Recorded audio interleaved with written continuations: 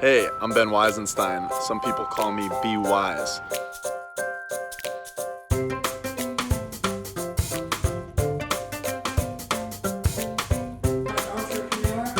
Ben Weisenstein. Ben Weisenstein. Ben Weisenstein. I'm Ben Weisenstein, owner, founder, and CEO of Grand Slam Garage Sales. Those were the guys from Grand Slam Garage Sales. Hustlers, man. My guy always had business mind, business sense. Now we still standing, man. Cliff Gates, B Weiss. Yiddy. Homie being in the building.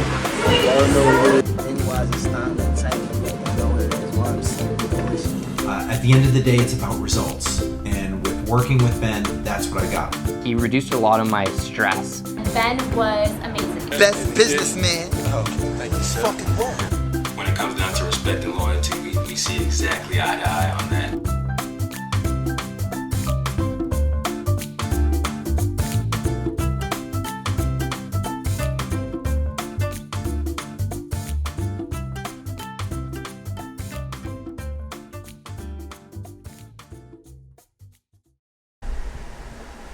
And it's recording. Good stuff. It's AC off, so it sounds good. When it gets hot, you turn that AC back on. We are being recorded right now, my friend. That's tight, man. Boom. I guess we're supposed Episode to be 1. That's right. We're about one to, of many. Are we like, is this, I guess it's already going. I was like, I don't know how we start. Here we go. One sec. Nice, man. Yeah, your headphones are already on. Like, you're ready, bro. Yeah, man. Whoa, it does sound cool when you Plugging have these into on. the portal. All right, let's pretend like we know what we're doing right now.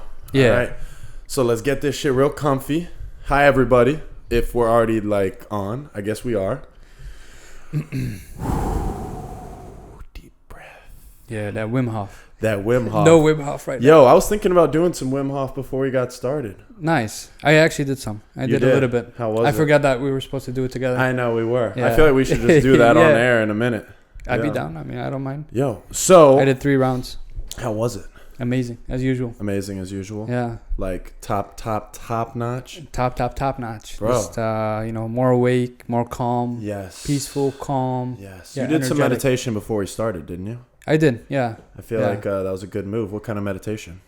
Now I'm doing it's a most simple form of meditation that you can do. Just sit down and listen to your thoughts for 20 minutes. Ooh, I love it. Yeah, And what were your yeah. thoughts? Wait, should I do like an intro? We just like started recording. I'm turning this AC on so we can keep it cool in here. I'm sorry. It's a little It hot. is toasty. It's a little, yeah. a little I mean, like, we're probably like a little nervous, but we're also, it's just like kind of hot. Yeah. I feel chill, but it's kind of hot. I don't feel chill like temperature. We gonna be sweating. I feel hot. Like, we probably look nervous because it's so hot. I feel pretty good, but this fucking heat. All right, so I feel like we should do a little intro. Before we start. Yeah, I think definitely. Yeah, right? Maybe on your end, you know. Yeah. So my end, because I guess it's the podcast I'm starting. So right. That makes sense. Yeah, it might. So podcast name is, and this is the only time I'm looking at the camera. The rest of the time, we're going to pretend like camera's not here, but we're not going to pretend like you're not here, whoever's listening. Yeah. We know you're here, and we're thankful that you're here, and we hope you stay here, and we appreciate you. Yeah. Appreciate. Yeah. All right, so the podcast name is Trying to Be Wise with B Weiss. That is my nickname, B Weiss. My name is Ben Weisenstein. Trying to Be Wise is the name because I couldn't think of anything better. But in all seriousness, pretty good. Thanks, bro. Yeah, I appreciate that. Yeah. I mean, there's like the biggest thing is I truly, and I think you know this about me, like I truly love learning. I'm curious as fuck. I hated learning in school, but I love learning in life. Yeah. And yeah, man, I love to learn. So, I mean, look, from a business perspective, I understand running a podcast is a good idea. You know, it helps build brand. You reach people that you might not reach otherwise. So, you know, maybe some people that listen to this podcast eventually will find out about my marketing business, but that's not really the point of this. You know, at the end of the day, if I can, oh damn, that AC is gonna be loud as shit. I don't even care. I'm sorry. Yeah, it's not hot. bad. It's not too bad. I'm sorry for that AC. As long as we keep talking, they won't hear that AC. Right. So we're just gonna talk a lot. Yeah, nonstop, so we don't fucking burn up in here. Oh, that was the first cuss word. So we're officially not able to be on the iTunes that don't have cuss words. I don't know what it's called, but there's like an X-rated iTunes, some shit. Huh. They like put like a mark next to it if I read right. They say it's dirty. Yeah, this is a dirty podcast. Yeah. But like, I wanted to start this podcast. Just one, I'm not around a lot of people, or not around as many people as I'd like by any means. I work remotely. Yeah. All the people I work with are remote. So I wanted more interesting interaction in my life. And I wanted to try something new. And I've for a long time been thinking like, I would love to just like interview people, but when I was younger, I was like, all right, from a branding perspective, like I don't want to be the one asking. I was super cocky when I was younger. Thankfully, I've matured a little bit, but just a little. Yeah. That was my first Trump impression. Damn, I already brought him up. Damn, I hate that guy, but I do a great impression. But I hate that guy. You do have a good impression. Thanks, bro. I try. I hate that guy though. But if you are a supporter of his, I don't hate you, so keep listening. Disclaimer. Disclaimer. Yeah. We want all listeners. We don't discriminate. Yeah. The more the merrier. The more the merrier. But yeah, bro, like I wanted more interesting interaction in my life, and I felt like this would be a cool way to do it, and interview a lot of different people, speak to a lot of people, and we'll see where it goes. Like I told you, I thought you'd be a really awesome first guest. People that don't know you are like, well, why is he a great first guest? I'm gonna tell you why right now, bro. This sounds so cool. This is amazing. I want my life to always be like this. Right? Yeah. Like, as in your life should always be like this, as in sitting in a chair, or as in like this great fucking having sound? Headphones and a microphone all the time. Right? Yeah. Bro, what if we walked around? Major upgrade. Right? What if we just walked around and like literally like we're always talking in a microphone? Like people just had headphones on and they were holding mics. How weird would that be? Yeah, like a megaphone everywhere we're walking. Bro, that would be incredible. That'd be tight. Because this, like, we were doing a little test earlier. We're both saying like this feels like we're in another world almost. Yeah. Right? Because we're just like hearing like it's just like everything is cut out except for the conversation. Yeah. So it's nice. In this fucking AC. Yeah. It's not it's not that bad. Yeah. So like one of the reasons that I wanted to have you on the podcast first is just that I was gonna make a joke, but I'm not quick enough right now. That's the reason. Taking shots. By the way, that's one of the things that I love about you. There's a lot I love about you, but likewise, one of them. likewise. Thanks, brother. But like one of them is like you're funny. Whenever someone throws a shot, you're like pop. Let me. I can't do it. You do it. Pop. Yeah. See, like you could literally do ad libs for rap songs. I'd love to. Like, I know. You Connect will one me. day. Anyone who knows. Anybody out there. Yeah. That's what the point of this podcast is. Yeah. In all seriousness, though, touching on that, for anyone that's confused, which is everybody right now. What's going on? Yeah, what's going on? The podcast is going to be all over the place, honestly. Like, I'm going to interview people that are not famous, people that are hopefully very famous, musicians, business people, employee, whatever, right? Like, all sorts of people, guys, gals, young, old, kind of successful, super successful, on the journey. We're all on the journey. But just all sorts of people, and talk about, like, life, their journey, your journey, current events, politics, whatever, really just all over the place. Just like have very authentic conversation like we always do. And, we obviously already, this is one of my best friends, full disclaimer.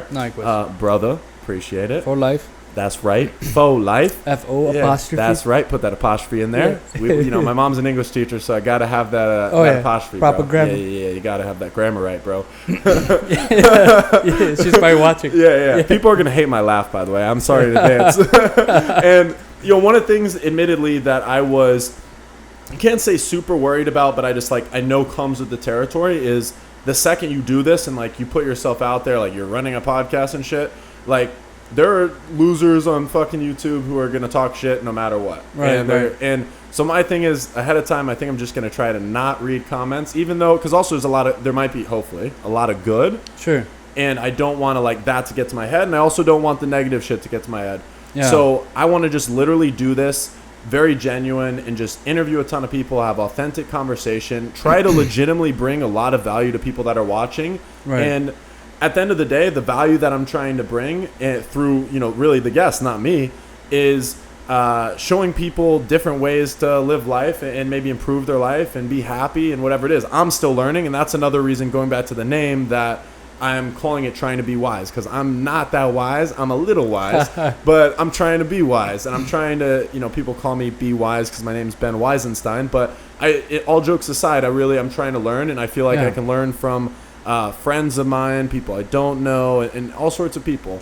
That's who you are, man, all the time. I mean, when you said you wanted to do this podcast, it was a very natural thing for you to do because you are genuine. You're one of the most genuine people I've met ever, and hence our friendship and all that. So it makes sense. This would be just an extension, honestly, of who you are on a day-to-day person. Appreciate it, bro. And I only paid him a little bit to say that. Yeah, just a little bit. I want more. I got you, bro.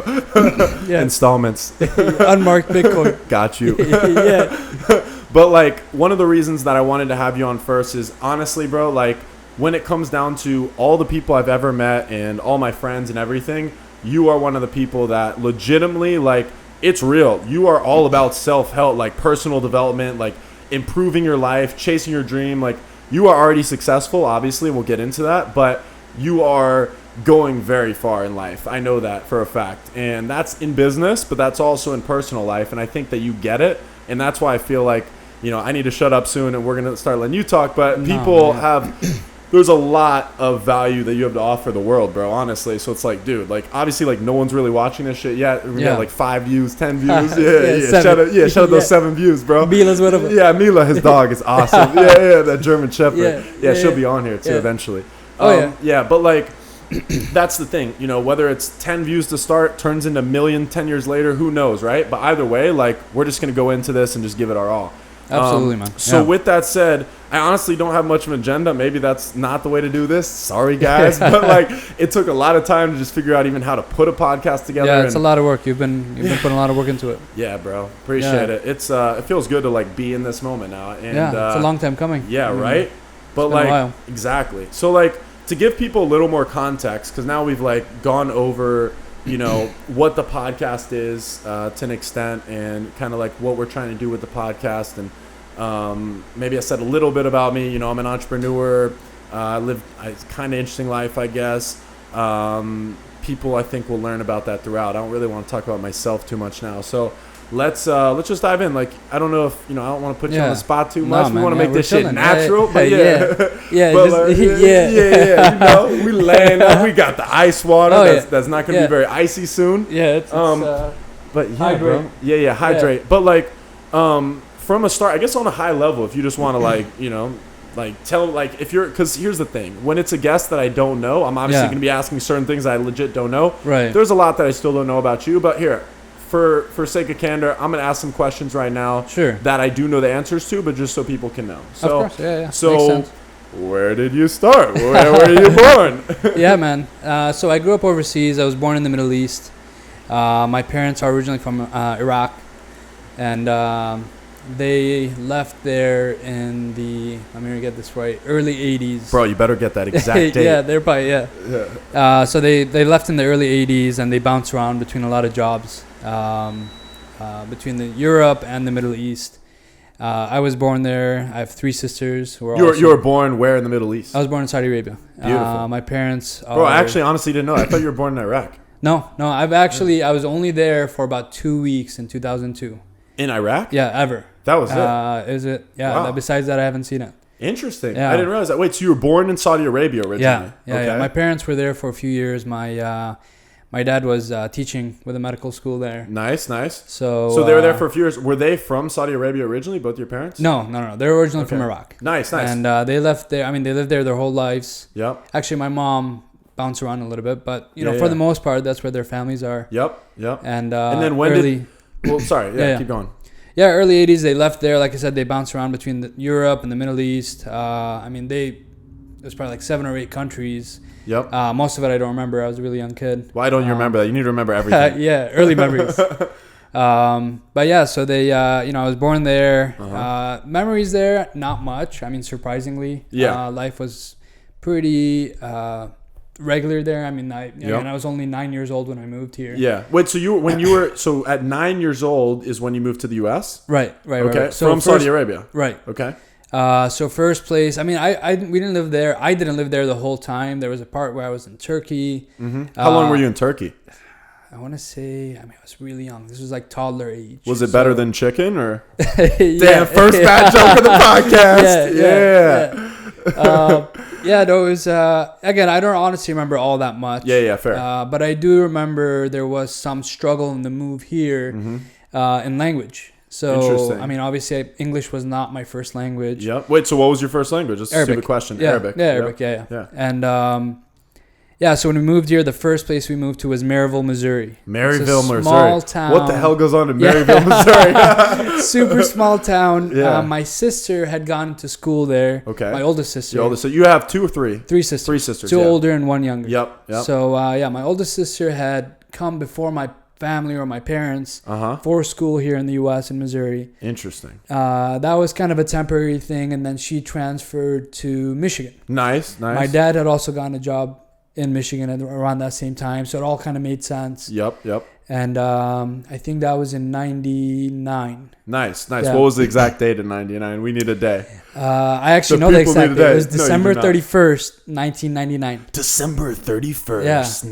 Yeah. I mean, you can't forget it. Yeah, you can't. And there was a huge storm. Well, you could, but. It was one of the first times I'd ever seen snow in my life. Really? Moving to Michigan. Yeah, so, true. Huge snowstorm when we came in. I think it was like 3 or 4 days. Schools were closed, everything. And it was really nice because it was a new subdivision. And there was only one house on the cul-de-sac that we'd moved in on. Yep. And the people were really awesome. They came out. It was like, I mean, we couldn't leave our homes in the car.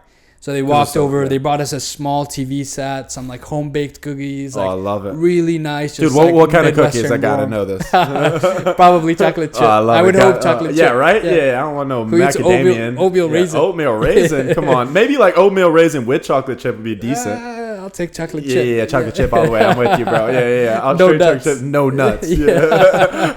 Yeah. Hold the nuts. Yeah, Keep going. I'm good.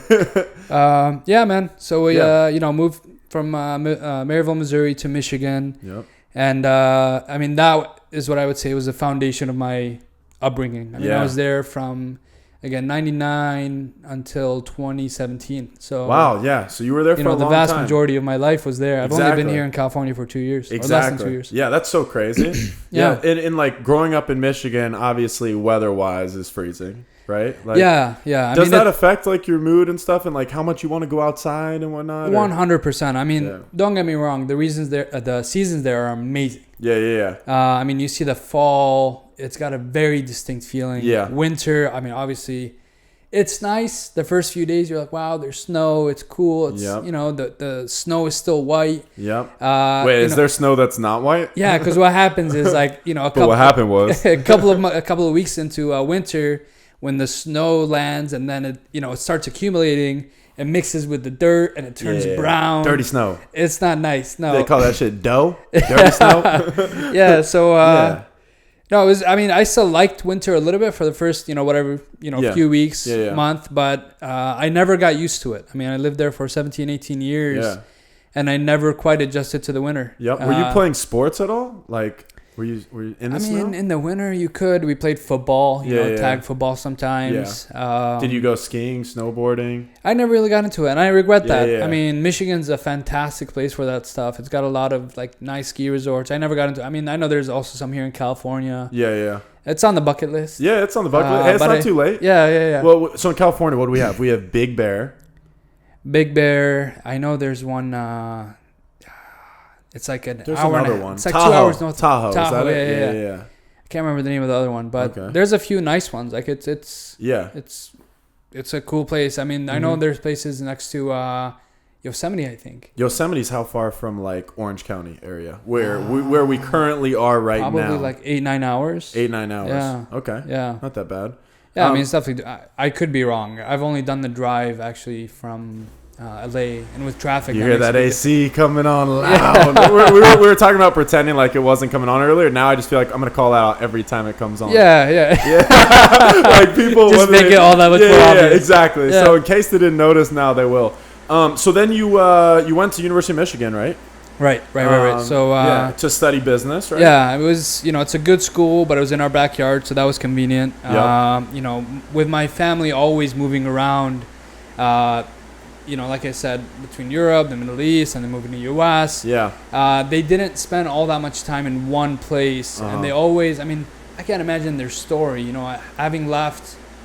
I should know their exact. I guess if they left in the late 70s. I mean, they were in their mid to upper 20s. Yeah. Wow. So they left their home country where they were born, and you're talking about a time when there wasn't cell phones even. That there's no Wait, FaceTime. cell phones nothing. weren't always here. FaceTime So was like, always here? it's so hard to kind of put oneself in that mindset of like, okay, I'm leaving the country. Granted, it's not something they did for fun.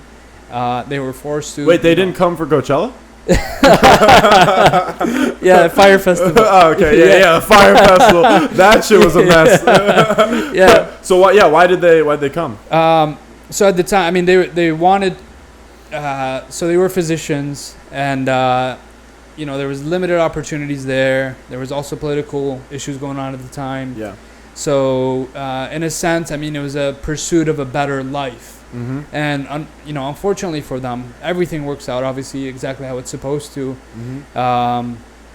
But for them, that required them to say bye to their families, for a long time. And Wow. I know they'd went maybe a decade without seeing their parents and all that. So all that sacrifice, I mean, ultimately was in the pursuit of a better life for their children, for themselves and their children. Which were, I mean, your sister, went to Ivy League college. Like your family, you're very like y'all are all successful, so it worked to an extent, right? Yeah. I mean, we're forever indebted to them. I mean, they took that big sacrifice for us, and I can't ever imagine having to go through what they went through. Yeah.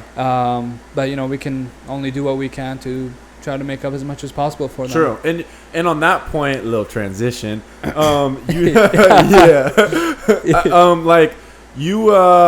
feel as though you don't take life for granted at all. And one of the reasons is probably that, I mean, correct me if I'm wrong, but you understand the sacrifice your parents made. Yeah. Another reason is you just kind of get life, like, so maybe you want to explain that, like, why you think life's so, like, precious and, like, yeah. Your thoughts on sure, that? man. I think Yeah, you have yeah, interesting thoughts on that. Yeah, I mean, that's definitely part of it. Obviously having seen how my parents, the struggle that they went through to get me my life, to give me the opportunities, and my sisters the opportunities that we've had. So that's definitely part of it. I mean, another part of it is, coming of age, teens, late teens, just starting to think about, your place. You're still in your late world teens, right? Yeah. Cool. Just clarifying for the audience. Gotcha. Yeah, hitting those 20 soon. Yeah, cool. We're the same age, actually. Full disclosure, 29. 29. Yeah. That big 29. Bah. Yeah. Yeah, man. I mean, part of it was that. Part of it was the coming of age and kind of, starting to think about your place in the world and what you want to do. And, there's different ways to explain life. And, obviously it's an ongoing thing, and to always develop and to learn more. And I heard something recently where it's like, if you don't think you were an idiot a few years ago, you're probably not making enough progress in your life. Ooh, I like that. Did you just make that quote up now? No. I heard it somewhere. I can't remember where, but it was like, if you're not embarrassed by who you were like a few years ago, there's something that you probably need to change in your life. Interesting, because it's all about growth. You're huge. Yeah. Honestly, bro, like that's another point too. Like you are it's genuine. You are huge on growth. And in terms of like learning, I mean, I think I kind of touched on it when we first started, but like I've learned more from you than I've learned from a lot of people, bro. Yeah, likewise, man. Yeah, Likewise. Appreciate it. No, Again, that's being good friends and being on that same mindset, on that same wavelength is, elevates me and elevates you. It's a thing that compounds. The whole is greater than the sum of its parts. Agreed, bro. And like, I think one of the, and I think you would agree with this, is like the people you surround yourself with, your friends, like that's so crucial to who you are. Yeah. Like they say you're the average of the 5 people you spend the most time with. 100%. Right? 100%. Like, bro, like I could have people around me that are lazy and negative, or I could have people around me like you, which I do, who are very positive, all about growth, etc. Like you're just on a positive wavelength and you're always trying to get better. And I'll even think, like off the top of my head right now, like one of the things that you got me into even just recently is you've been running 3 miles in the morning. You got me doing that. Another thing that you got me on is this breathing exercise by Wim Hof, which is fairly well known, but I hadn't heard of Wim Hof. You put me on boss. him. Yeah, he's a boss. Boss, like Ricky Rose. But his whole thing, I mean, do you want to like maybe explain Wim Hof? Because I think that would add value to people too. Like if you don't know who Wim Hof is, like, dude, this shit is real, right? Right. Like, yeah. I mean, like you said, there's a lot out there about him. But he has come up with this breathing method as a result of going through some pretty traumatic stuff in his life.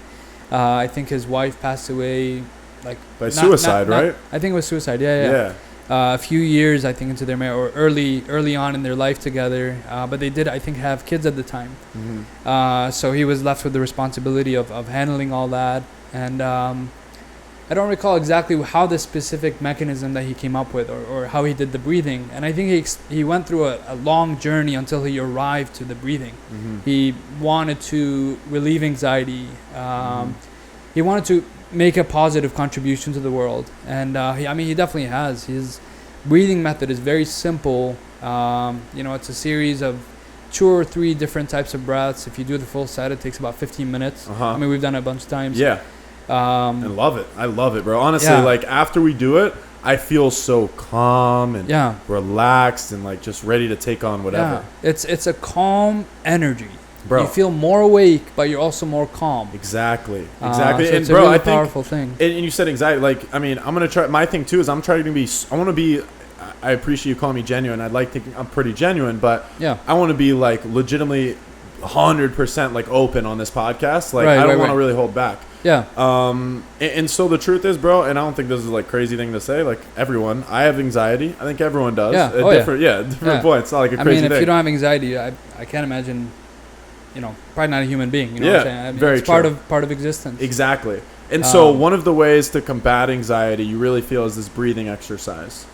Yeah, I mean, I think it's many things. I think it's combining all these different tools. I think the breathing exercise is a fantastic part of it. What are some other things that you think meditation? Like really work? Yeah, you're big on meditation. Meditation is and huge, you like what's the app that you sent me? The app was pretty solid. It's called Insight Timer. Insight Timer. Send us some free shit. Hook it up.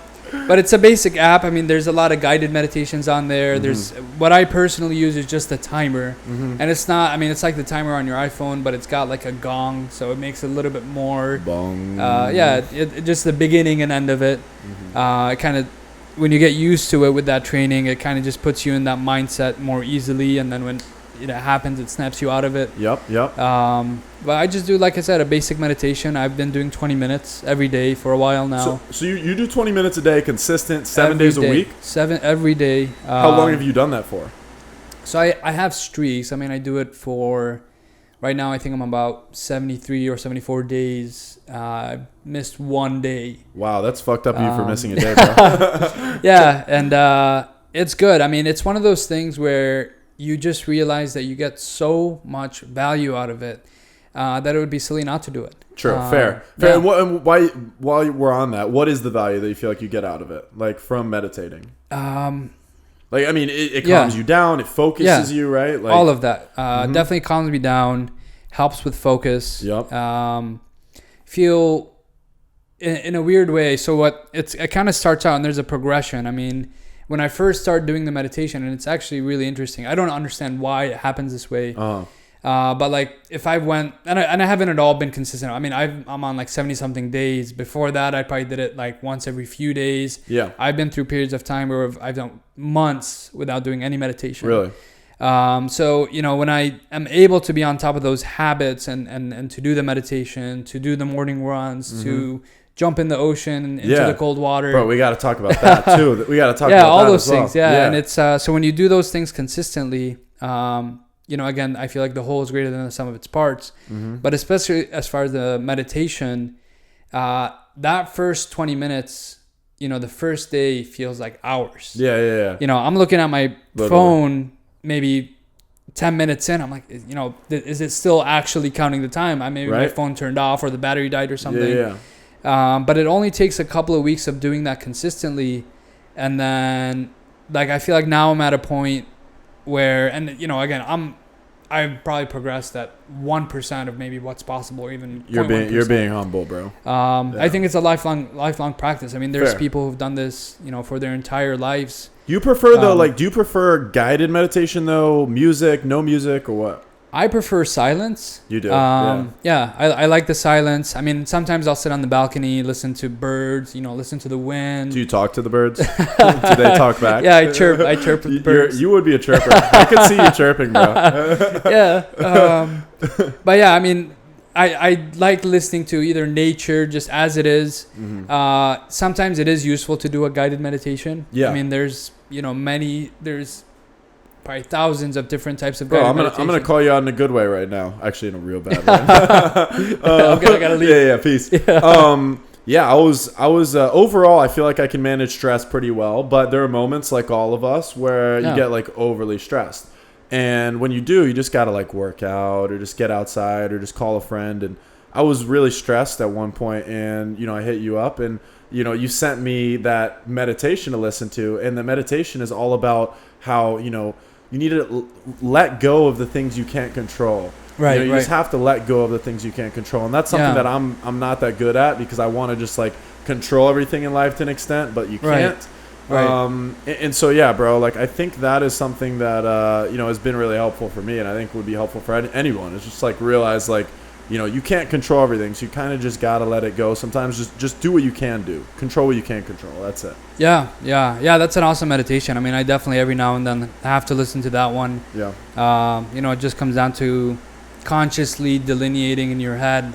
Ooh, delineating. What a great word. Best word of the podcast so far. Yeah.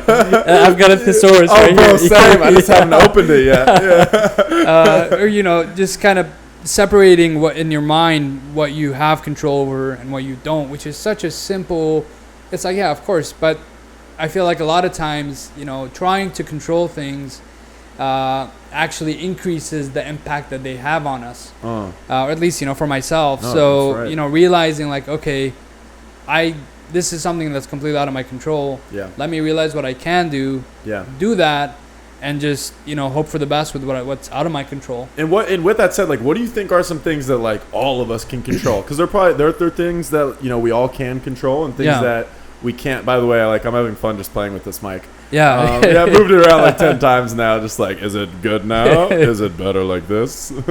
Yeah, it sounds good, man. I like it. Yeah, appreciate it. Same. You sound great. You sound great in my ears right now. But what are things like? One of the things that I think we can control, obviously, is wake up and work out, or don't. But that's up to you. Right. Like if you work out or not, that's up to you. If you care about what you eat or not, that's up to you. Yeah. If that deal closes or not, only part is up to you, which is trying to close the deal, but then the other person has to say yes, and that's not up to you. Yeah. Right? Yeah, what do you think? I mean, would you agree with those? Like, what do you think we can all control in our lives? And what do we not have control over, right? Right. Yeah. I mean, I think a big part of it that I'm still trying to develop in myself and to learn how to focus on is focusing on the journey and not so much on the result. I mean, obviously you want to have a dream, you want to have a vision for where you want to go. And, that's something that I'm trying to work on and realize, okay, be conscious about where do I want the direction of my life to go. I think that's the single biggest thing that I've noticed has a big impact on my life. Yeah, because you're a big thinker. Like you literally, you're like me. We think big and we try to envision and make it happen. Yeah, and sometimes it's easy to do that and get caught up in it and not necessarily have a clear direction. Because of, ultimately our lives, we can do whatever we want. True. That's a really, it's a blessing and a curse in many ways. Why do you say that? What do you think? It's the whole notion of self-will. And, we have our self-will, we can do whatever we want. If we set our sight on something and to pursue that goal, that's great. Mm-hmm. But at the same, I feel like I've definitely had times in my life where I've had too many choices. Fair. In what way? Do I do this? Do I want to pursue this career route? Do I want to, consider the school? Do I want, and that's a blessing. Then that's an awesome thing and something that shouldn't be taken for granted. But analysis paralysis. I've definitely found my times. Are you just trying to rhyme right now? Yeah, drop a beat. Here we go. I'm freestyling on this podcast at some point. I'm going to try to hold back on the first podcast, but save us. Yeah, save us. But it's going to happen at some point. Yeah. No. But yeah, having that too many options can be overwhelming sometimes. Yep. But I've realized, okay, well, it's good to let go sometimes and think about what are my options. What do I want to do? What would I be good at doing? What's something that I feel like I would get fulfillment out of? Yeah. But ultimately it comes down to choosing a route and going with it and not being in that. So you think you have to make a decision, go with it? Yeah. I wouldn't say, exactly. Yeah. A thoughtful decision, something that makes sense. But there is always going to be a leap of faith. Fair. I think, at least speaking for myself, I've definitely had certain times in my life where I've tried to come up with the perfect decision as far as where am I going to go in my life? What's the next big step for me? And that in and of itself, maybe took a lot longer than it should have.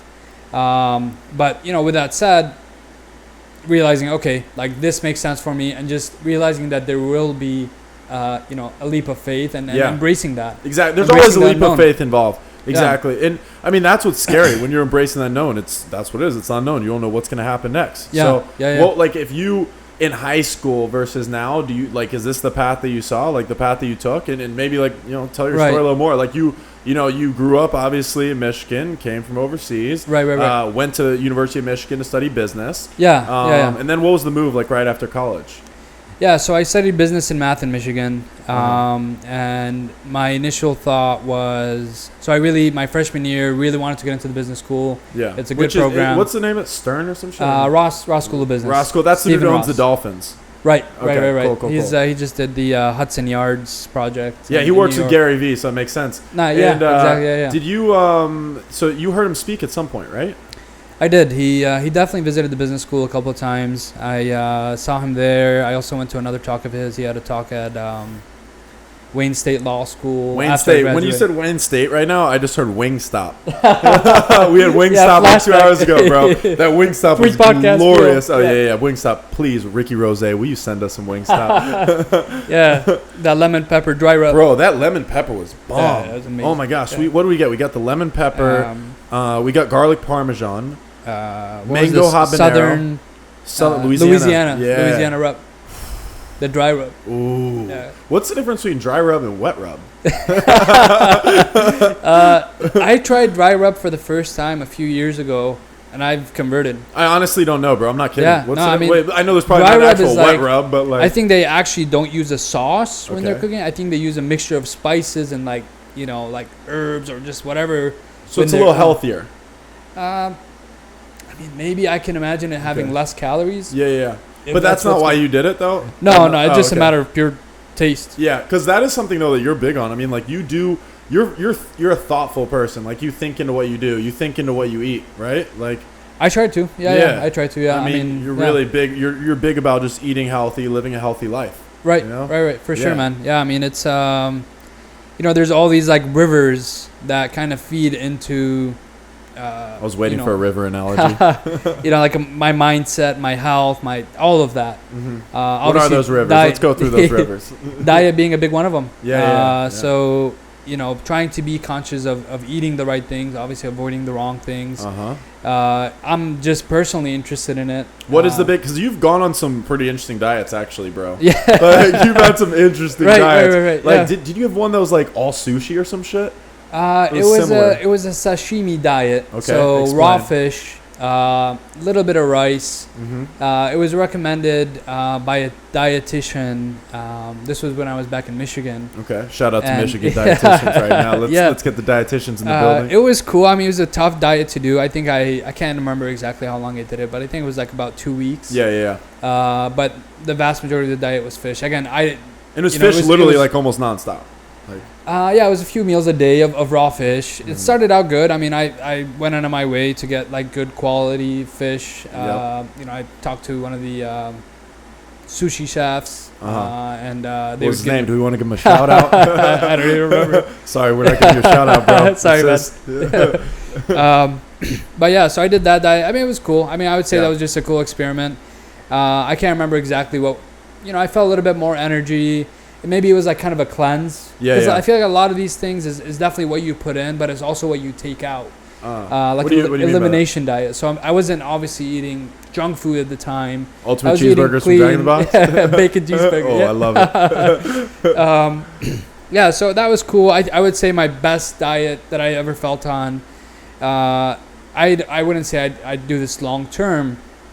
But it was a raw vegan diet. Raw vegan. So what is that? What's that composed of? So the list of things that are excluded is much longer than what's included. Okay, so what's included is only fresh, raw, unheated, unadulterated in any way, nuts, seeds, vegetables, fruits, and water. Bro, that sounds terrible. I mean, it's good. Like the first few days, you actually like. So you throw A1 sauce on the nuts? You can't even have roasted nuts. Bro, what? So it's all just very raw. And part of that, the rationale behind it, as was described to me, is that when you cook food, it loses, fruits and vegetables and such, but the nuts, even if you heat them up, you're changing the chemical structure in a way. Yeah. And at least as far as that list of specific foods, again, this is not necessarily something to live on for a very long time. But as a cleanse, it was amazing. It worked. What, you felt more energy? I felt fantastic. I mean, definitely more energy. I did it for the raw diet. It was over the summer, I think, between my... it was sometime in like early undergrad. Yeah. And it was during the summertime in Michigan. So that was a big factor. It was hot. Yeah. So you eat nice, cold fruits and vegetables. Like, for example, like a meal would be like, there were different types of meals, but like you could have a big bowl of salad. So the thing was, to meet your calorie requirements, you got to eat a lot more food to maintain that calorie requirement. Because like you eat a burger, for example, from a fast food place, it's got 800 calories for just a small burger. To get 800 calories out of vegetables and fruits, you'd have to eat probably a big bowl of fruits to get that many calories. Yeah, exactly. My volume of eating had to go up significantly. So what, you're literally eating like huge bowls of fruit and shit? So morning I would do like mono meals, what is that? mono one meal, like one thing per meal. So I do like a 7-8 mangoes for breakfast. Really? Yeah. Did you chop them off? Like, you climb the tree. Yeah. Or throw your boomerang. No, honestly, bro, I was about to say like boomerang's probably the way to go. Oh yeah, that's a necessary part of that diet. Right. So you need a boomerang. All right, keep going. Yeah, so it could be a mono meal like that, pomegranate. I love pomegranate. Whatever fruits you like. There wasn't, it was nice that there was a meetup group. And there was a lady, I think her name was Ellen Livingston. Really shout out to lady. Ellen. Yeah, super cool lady. Yeah. And she was just devoted to, her whole family was mostly, I think, on this diet. Wait, so you met her at a meetup group? I think initially that's how we met. Yeah, she did like raw food potlucks. Yeah, interesting, bro. Like, keep going. Like, my thing is, I like, as you say that, I'm like, damn, I want to talk about meetup groups for a second, but I don't want to get off this topic yet. So I'm gonna write it down so I don't forget. But yeah, bro, that's interesting. Yeah, so she did these raw food potlucks, and it was you just show up. Was she like an old lady? She looked. I remember one thing about her, and a lot of people that I met there who were doing this diet for a long time, they looked a lot younger than what they actually were. Interesting. And it wasn't the food, it's just that they had really good plastic surgeons. It was all for looks. Yeah, fair. But yeah, I remember, one time in line, I just struck up conversation with a lady behind me, and I would have said she wasn't a day over 40, maybe. Wasn't a day over 40, and she was in her late 60s. Wow. And she'd been doing this diet for decades. Holy shit. Granted, again, I know that, as I did it longer and I learned more about it, I know that there are some macronutrient and deficiencies that you can develop over time from doing the diet. Just like losing a limb and shit, right? Yeah, now I do eat, I would say a full spectrum diet. I try to cut out the bad stuff, but I'm not only doing anything like the raw. I try to eat. Like this morning, we had green juice. Yep, bro. It was like actually fairly tasty, and I felt like it was healthy. You could feel the health going into you. What was in that? It didn't look like that great, but it tasted pretty decent, and it was healthy. Yeah, so usually it's a potpourri. I just put, I'll go to the grocery aisle and pick different types of fruits and vegetables that I'm used to putting in the juice. But the one we had today, the quantity was huge. So for one, what you drank or what we drank together was basically half of the batch that I made. And in that batch, I had put one bunch of kale, one bunch of chard, a 2.5 pound bag of carrots, 3 Granny Smith apples. Shout out to Granny Smith. A couple of lemons, 3 red beets with the leaves. I'd say a handful of wheatgrass. Moringa powder, some amino acid powder, chlorophyll drops, cucumber, ginger. What else? Bro, are you just naming everything you think of? There was definitely a lot of stuff there was in there. Definitely a couple other things that I'm forgetting. But the thing is, like, you take a ton of fruits and vegetables and you condense them down into a juice. So it's highly nutrient dense. Yeah. And you do get soluble fiber. I like smoothies. What is that? What is that? So a lot of what I've I'm trying to be wise here. Be wise. Yeah, I'm trying to learn. Yeah, so you can do a smoothie, and I've done green smoothies for a long time. But now I've transitioned into the juices. The smoothies What's are the nice. difference? Yeah. So the smoothie you just throw like into a blender, kale, bananas, water, whatever, milk, almond milk, whatever you want. Yeah. Frozen berries, and it's good. It tastes great, but obviously the consistency is a lot thicker because you're just grinding everything up. And yeah, well, tell them about that machine. That was interesting. Right. Yeah. So the smoothie you make in just a blender. The juice I make in an actual juicer. Yeah. And there's few different types of juicers. The one that I have been using, it's an old one that I've had for many years. Yeah. It's a masticating juicer. So masticating as in actually chewing the food. So it kind of does that part of the digestive process for you. There is value, of course, in chewing. I mean, how did you even think to get that? Like, what made you think like I need this machine? Yeah, research, man. I mean, you do a lot of research. I love research. I love learning. I spend a lot of time just researching different things, and I just love learning about it. And it's always like, okay, let me figure out the best way to do this. Because if I'm gonna do it and I'm gonna spend time learning how to do this thing or doing this thing, I might as well learn how to do it at the best level possible. To show how real what you just said is, bro. But like really, like you are about learning. You literally moved into a place with monks at one point. Right. Like that's a whole nother topic. But like that's just like, I don't know if you want to get into that, but that's just like just shows again just like the willingness to like get out of your comfort zone and just learn. Like, do you want to touch on that at all? Like, yeah, sure. I mean, that was an experience I did. I think it was somewhere after my sophomore year in undergrad. It was in Spain. I'd taken some time off from school. So at that point, you were at University of Michigan. Yeah, I was at Michigan. I started in the business school, and I just decided to take some time off and learn other things as well. I loved being in school, for that first time, and in college. Yeah.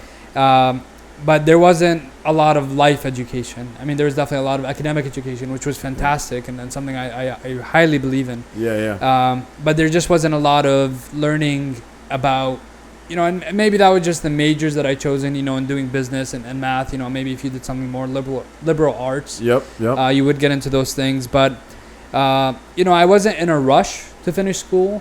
Why is that? Why were you not in a rush? You just like, did you just felt like I'm gonna finish no matter what? It doesn't matter necessarily when. I still have other ways to learn, kind of. Yeah, exactly. Yeah, pretty much. I mean, that's really it. Yeah. And it's a matter of priorities too. I mean, obviously school is a huge priority, and I highly value it, as you know. Yep. But at the time, it's like, it's a high priority. But also part of it is also, with the whole thing we were talking about earlier in life, and kind of figuring out your place in life and your direction, and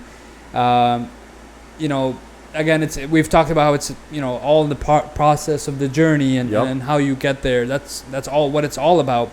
But a lot of times I'll always look at the end of something and try to figure out work backwards. Where do I want to get and work backwards. And around that time, I had also decided, let me realize life. Work backwards from life. The whole notion, and it's a lot of times I feel like it's a misunderstood topic, but the whole notion of like mortality and realizing like there's a really good Confucius quote that I've heard before. I was waiting for our first Confucius quote. But it's again, I don't remember it exactly, but it's something to the effect of every person has two lives, and the second begins when they realize they only have one. Ooh, I love that. So it's just like this realizing fire emojis everywhere.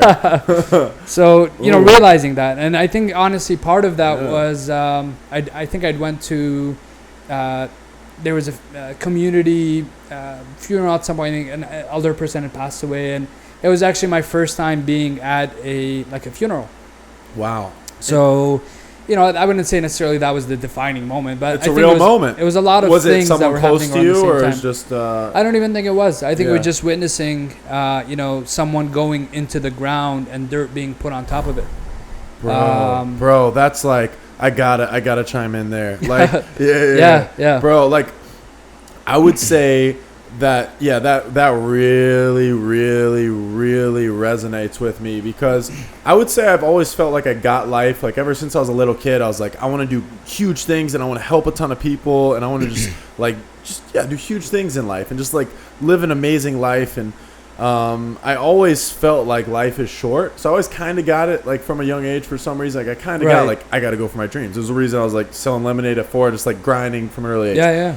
But it was definitely the moment that like really things like my eyes opened a lot more is when, you know, one of my closest friends, unfortunately, which actually I'm glad this is coming up because I actually did have a note about this. I did not want to forget this, but I would like to dedicate the first podcast to my man, Ryan Zamanigan, Z-Man, who passed away. He was the fucking man. He was just a great, great human being. Honestly, bro, like, not to ever, and this is weird, but like not to ever like compare anything, and obviously everyone's different. But you know, there was something about him that just like one of the things that was really special is just he was like a very, very genuine person, and you knew he had your back. Wow. You knew he meant well.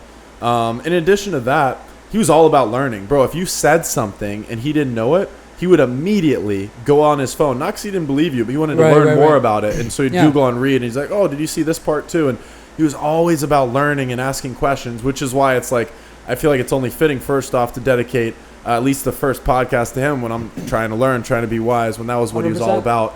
But also, as I sit here with my first guest, who's also a close friend who I'm very appreciative for, who has a lot of the characteristics that Z-Man had, and I'm sure y'all would have loved each other if y'all could have gotten to meet. May you rest in peace, man. Yeah, bro. Yeah. So, but that's real. Like, you know, when he passed away very, very unexpectedly at 29 years old, almost 3 years actually. It's going to be 3 years in like a month.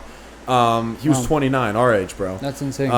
And when that happened, it was also around the same time that my grandma passed away, who I was really close with. And just, you know, but a decent amount of people that were fairly close had passed away in a fairly short period of time. I'd never had to deal with anything like that before. And it was really tough, but I can tell you that if there was any good from it, which I'd like to think there's some good that comes from every negative per se, it's that, yeah, bro, it woke me up to the fact that, like, all right, I get life, yeah, like, I'm a pretty decent person, yeah, but, like, all right, this shit can really fucking end tomorrow, so not only do I need to understand life and, like, be a pretty good person, but I got to realize something else, which is, I was about to burp, not getting emotional.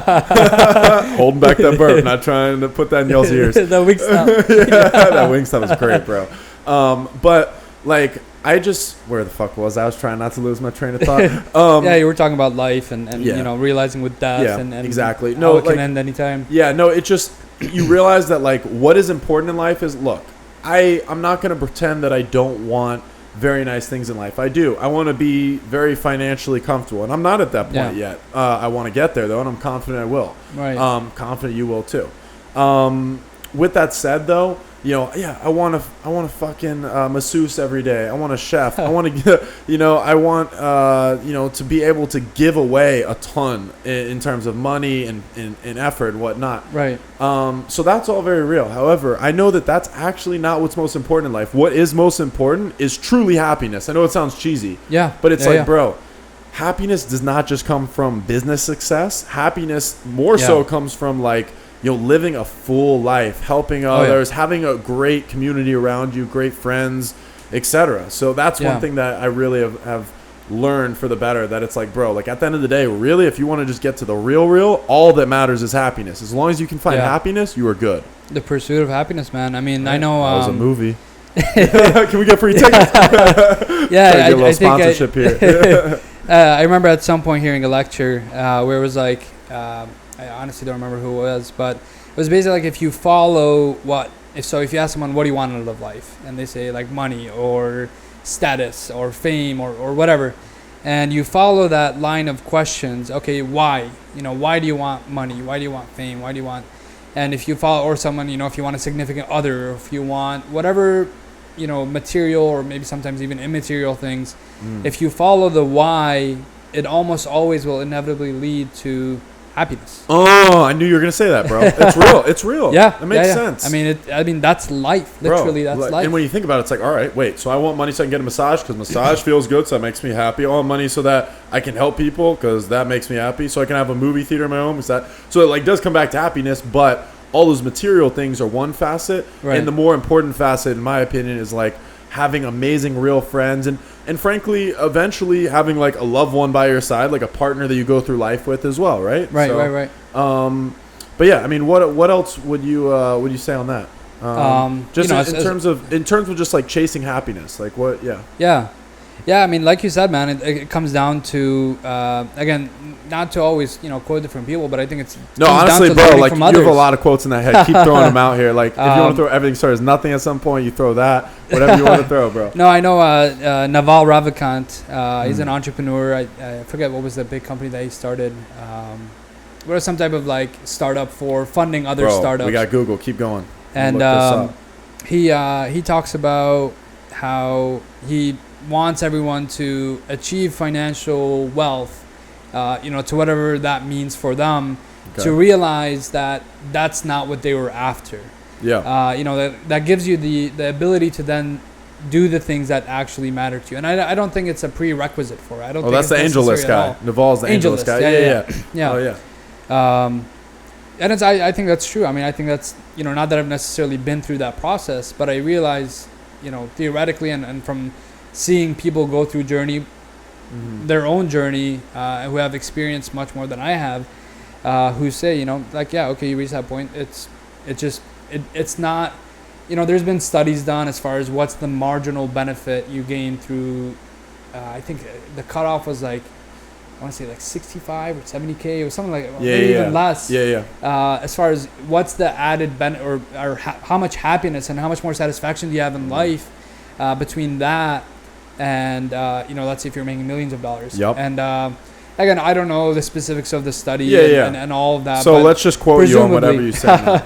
But presumably it was like, the marginal value decreases, decreasing, with the scale, there's a certain point where it diminishes and you're not, whatever you make more money above that certain cutoff, it's not really adding necessarily true or as much value to your life. Mm-hmm. I'm saying this again based on the theory. I haven't been through there. I haven't done that. Yeah, fair. But I understand it. I mean, having traveled a decent amount, not nearly. You've traveled a pretty good amount, though.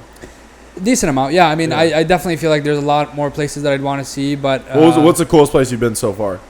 And you're crazy, by the way. Honestly, bro, I don't know if I want to travel with you because, like, you push it to the edge. Like, you push to the edge of like. You're gonna go hard on your trip. You're gonna explore. I'd like to, yeah. Yeah, you like to really explore. I mean, dude, like talk about Africa trip. That trip was pretty interesting. Yeah, so that was I don't know, like 5-6 months ago. Yeah.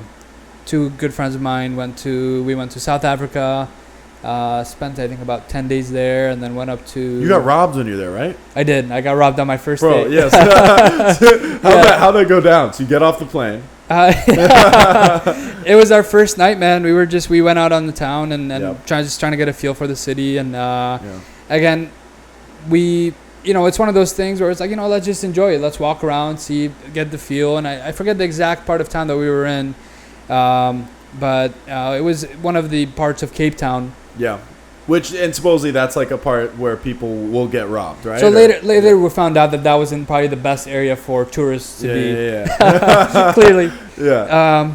I think Long Street was the name of the place. Yeah, that's where I got robbed. Damn. A guy comes up to me and there was two of them. Yeah. So it was myself and I have my two friends with me, and then two guys came up to us. But so two friends were in front of you. They were in front of me, and I was walking. I mean, we were actually kind of walking next to each other, but two guys came up to us. One of them was talking to my two friends, and one of them was talking to me. Okay. Yep. So, naturally, I guess just being in tune with the conversation of the people that we were talking to, we kind of separated because they were talking to him. I was talking to the guy next to me. Yep. And he was like, "Oh, dude, we wear the same shoe size." Oh. Whoa. And I was like, okay, like, sure.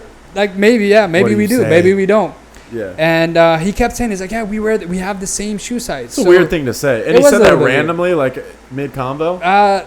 that's one of the first things that he said to me. How can you tell someone the same shoe size by just looking at their shoe too? Right, exactly. Yeah. I mean, it didn't make sense. So I was already a little bit like, you know, again, traveling to these types of places, having traveled, you know, to a few places like this before, you know, you realize you got to be just aware. You're in an unfamiliar place. Yep. Just be aware. You know, Yeah. Situational awareness needs to be high.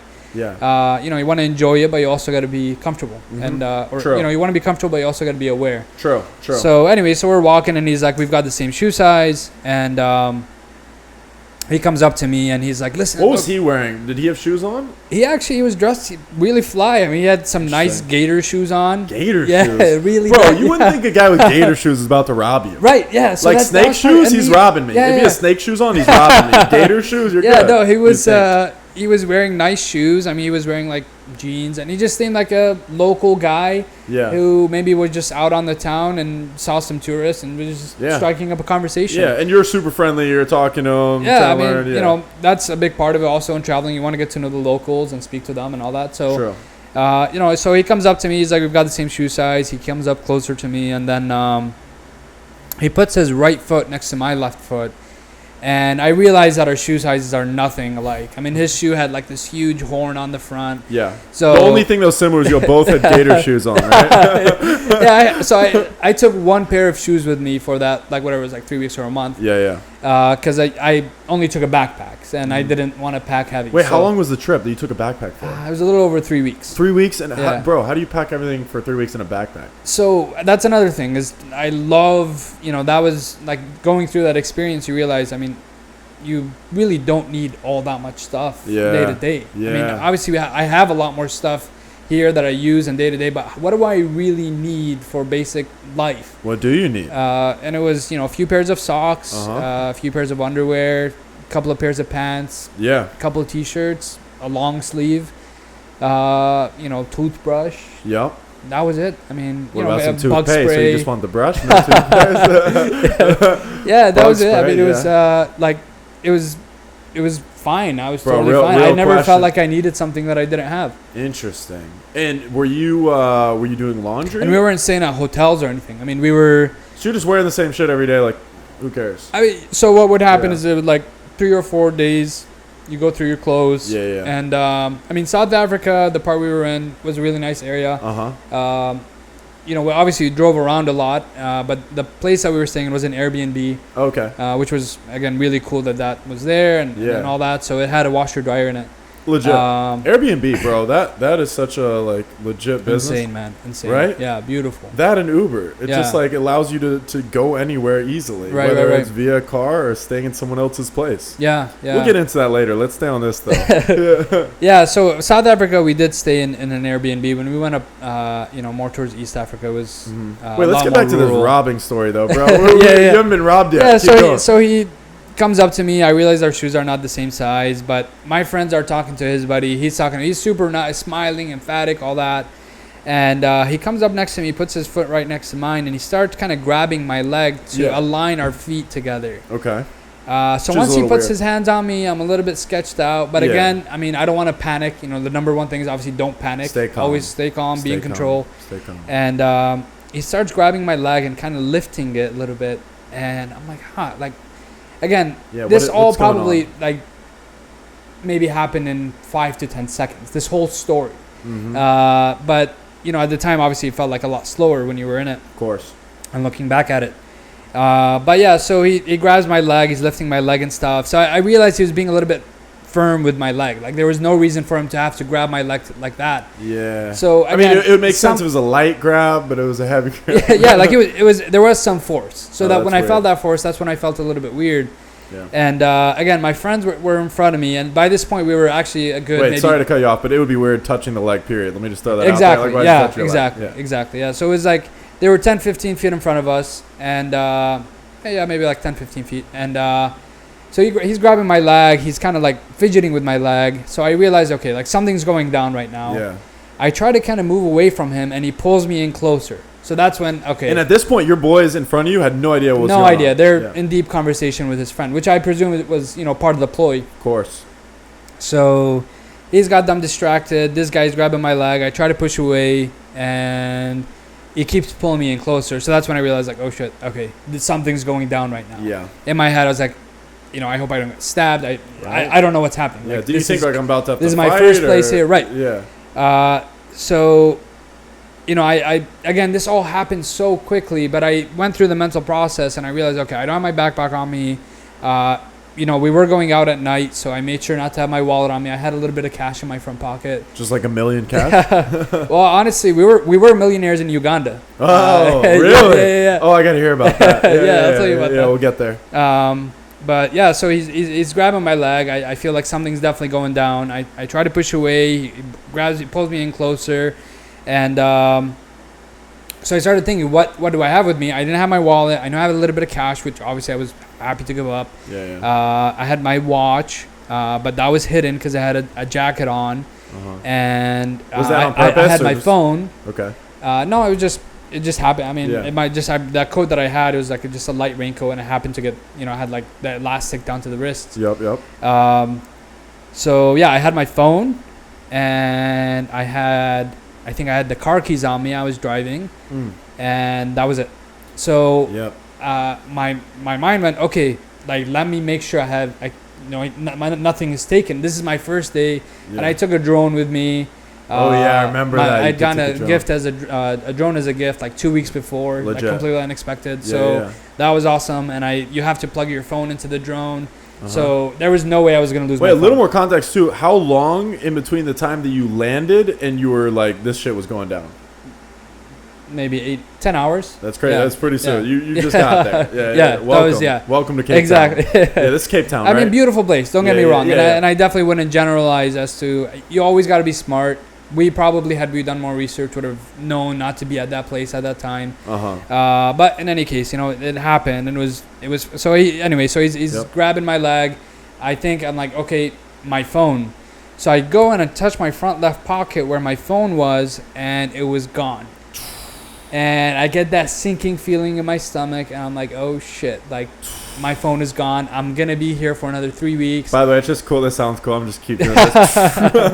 Like it's not a place where I don't know how easy it would be to buy another phone. Yeah. I don't want to have to spend the money to buy another phone. Of course not. My pictures, everything's on my phone. Like the drone apps, like. Again, which is crazy in and of itself that there's so much on our phones. Yeah, true. But everything, bro. Yeah, there was no way that I was going to lose that phone. Yeah. So once I realized that he's got my phone, I grab him. So I grab I think it was his right arm. And Did you just start tickling him? Yeah, so I grab his right arm, and he's still grabbing my leg. He starts letting go of my leg, so I kind of strengthen my grip on his arm. Wait, where were you? Oh, his arm, okay. And... again, I don't remember exactly how it went down, but we did kind of start, pushing each other because he was now trying to let go because he's got my phone. So, I start yelling. I got to create a scene so my friends see. So I'm, just to scare him.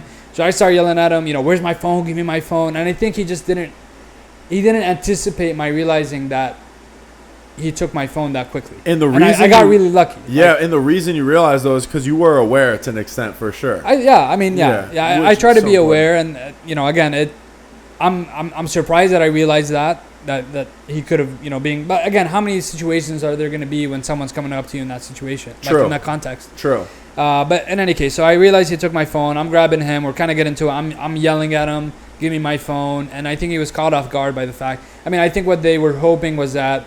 We screw around, hey, same shoe size, cool, where are you guys from? All right, we'll see you later. Yeah. And then, we walk around the block and I realize my phone is gone.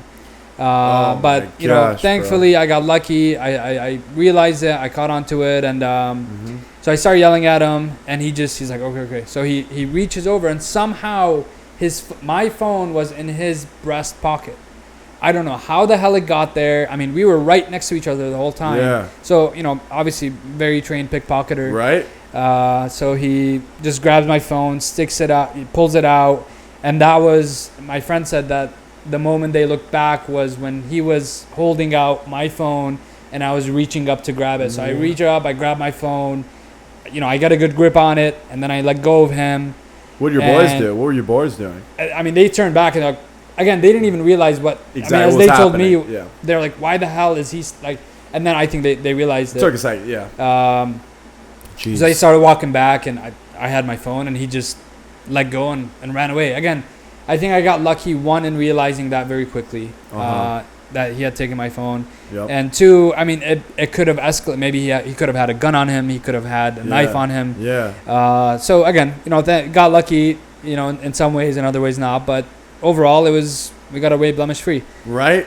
Oh my gosh, bro. That could have been that was night number one. That was night number one. And the crazy thing is, I remember when you were telling me some of these stories when you got back. That's why I was like, I'm partially joking, partially serious. Like, bro, shit goes down when you travel. Because you don't like to go the basic travel route of like, this is what they say to do. You want to go off the path a little, which I think is the right way to do it. Right. Overall, right. That's how you really feel a culture and learn about the culture and its people. Yeah, I mean, if anything, my friends and I, thankfully, they were also up for this, and it was all like a communal thing, and we decided like this, we want to do it this way, and if anything, was to avoid doing it the set way, because none of us had been to the continent before. Yep. It's somewhere I'd always wanted to go. I love, like, one of my favorite things is like watching nature shows, like Planet Earth, like all the David Attenborough, Blue Planet, Planet Earth, like just all the other series even before those. What's a normal nature show even like? I haven't seen a nature show in ever, maybe. I don't know. Okay, add that. We gotta do that ASAP. Bro, I'm down. I'm writing that shit down right now. I mean, it's nature insane, show. man. It's a trip. It's literally a trip. Like, you see this place and you're just like, this is insane, and then you realize that this is on planet Earth. Like, the name. Right. Throw that in there. So I mean, I love that stuff. I could watch that stuff for hours. For a long time, that's all I watch.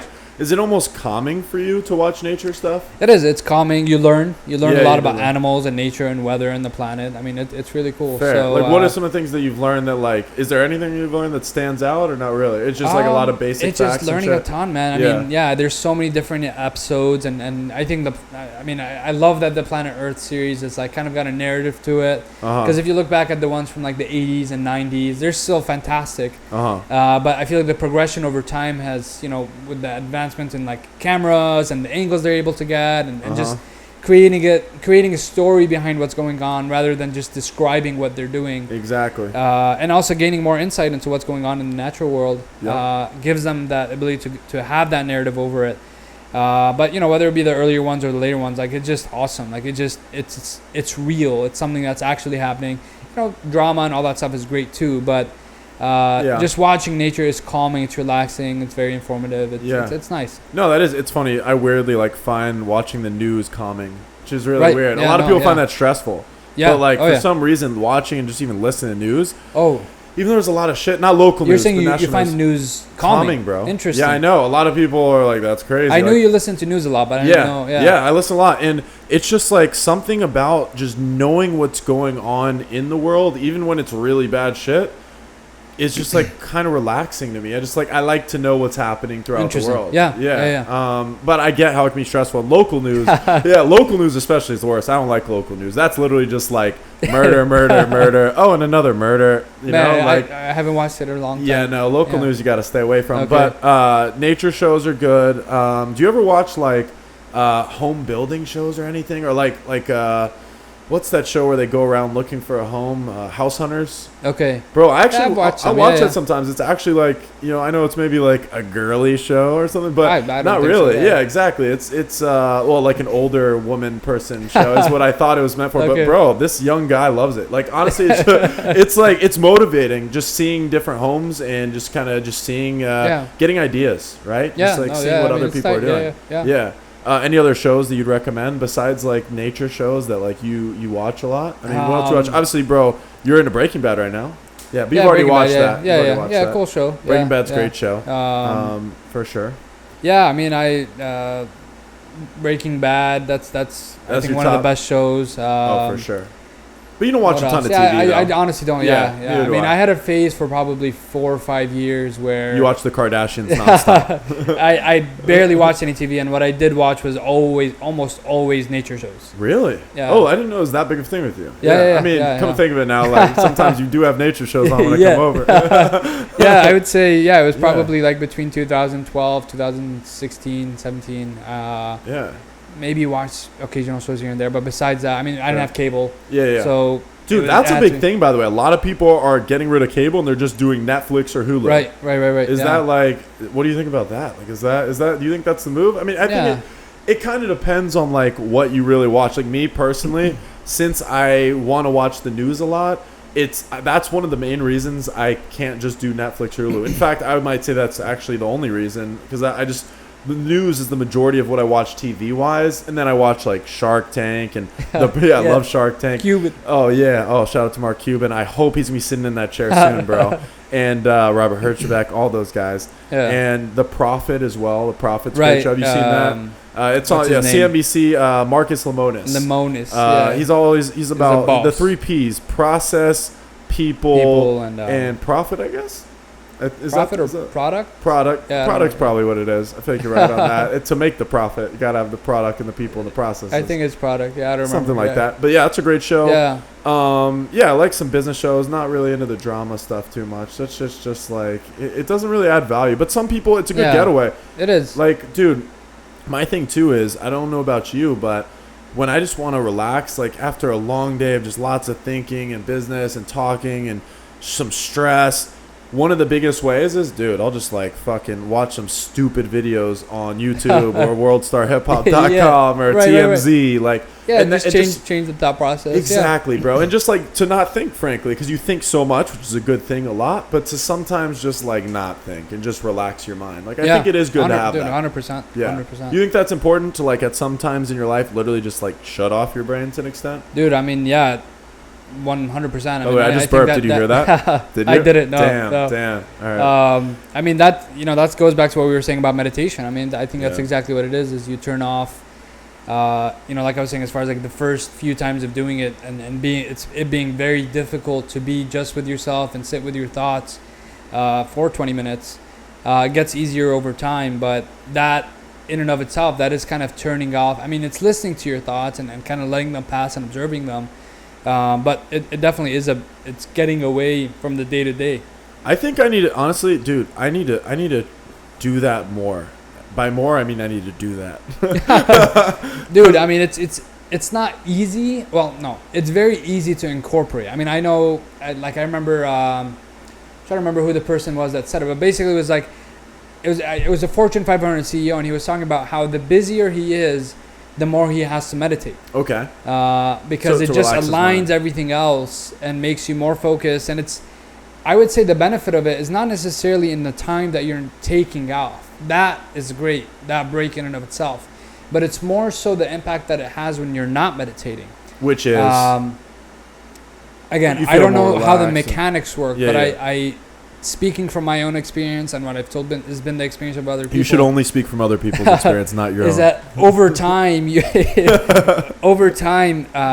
that being in the moment also transfers to when you're not doing the meditation. So remember, I'll give you an example. Like, having done meditation consistently over periods of time and not. My parents' house in Michigan, there was a crab apple tree in the front yard. What's a crab apple tree? Apples that shaped like crabs? They're just like small little ugly apples. Really? They come out of the ocean? Yeah, they taste like salt. Oh, I love it. But yeah, so they had this apple tree, and I grew up playing in the front yard and the backyard all the time, and it was just there. And I had a period of maybe being consistent about the meditation for probably a few weeks, and I visited my parents regularly at the time, and it was, they lived like 15, 20 minutes away. Yep. And after having done the meditation for a couple of weeks, I walked out one night, and I saw that tree, and it was just like, it was the first time that I'd ever seen it. Interesting. And again, are it's you the sure same it was tree. there before? It was just kind of being in the moment. I mean, I've probably passed that tree thousands of times before, but I'm thinking about what's the next thing. Where am I going to drive to? What do I have to do tomorrow? What I've got going on right now? Maybe thinking about the past or the future or whatever. Like the whole like anxiety is living in the past. Or no, anxiety is I forget exactly how the saying goes, but basically it's like if you're in the past or the future, you're obviously not in the present. So being anxious about the future is something that I feel like is definitely goes down the more meditation that I do. Interesting. So it again, I don't know the mechanism, but somehow by doing the meditation consistently and just focusing on just doing that, not necessarily expecting anything out of it, but just doing it, translates to when I'm not meditating, also being in the moment. So when I saw that tree, it was the same tree, but it was just me realizing, hey, like, let me observe this, magnificent tree, and it was really nice, and I saw it, and like I actually never looked at it the same way since that point. Did you fall in love with this tree? Every time that I went to my parents' house, I always appreciated it a little bit more. Really? Yeah.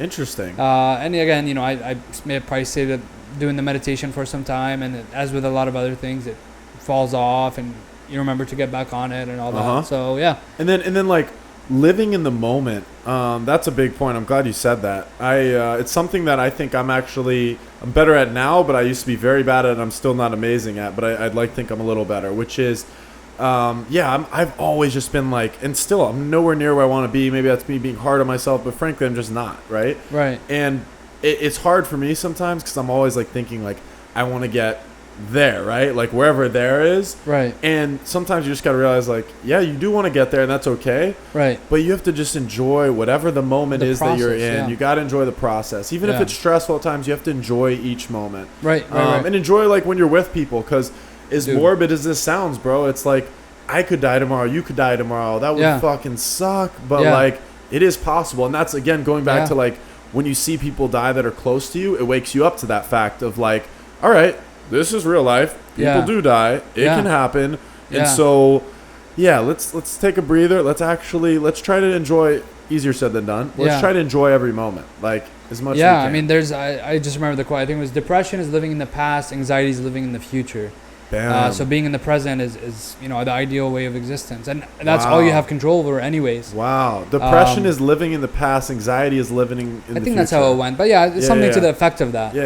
Wow. And then what you were just talking about, Steve Jobs, obviously like a huge visionary. That's the dude who created a few jobs, I heard. He's created this thing. in my pocket too. Yep. The thing that almost got stolen in South Africa. Oh damn. Which, by the way, we got to get to the fact that there were some other crazy stories on that trip too. But we'll get there. Yeah.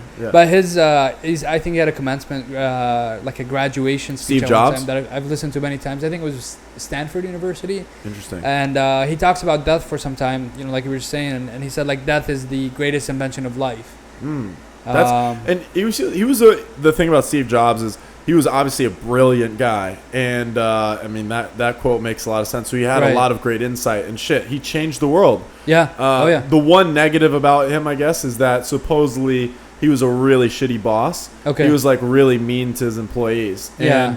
Which, I mean, like there's the Steve Jobs way where like you're supposedly, right, where you're supposedly really tough on your employees, borderline mean to them, to try to get as much out of them as you can. And then there's the Gary V way, for example, a dude who's like, let me throw a lot of, as he says, honey, and just like be super nice. I think it's maybe the Gary V way makes way more sense. Maybe it's a little more in between that makes sense. Like you have to be hard to build something big on your team, but I think at the same time, if you're building a business or any sort of organization, you have to have mad respect for the people that are working for you, almost as if though you're working for them, right?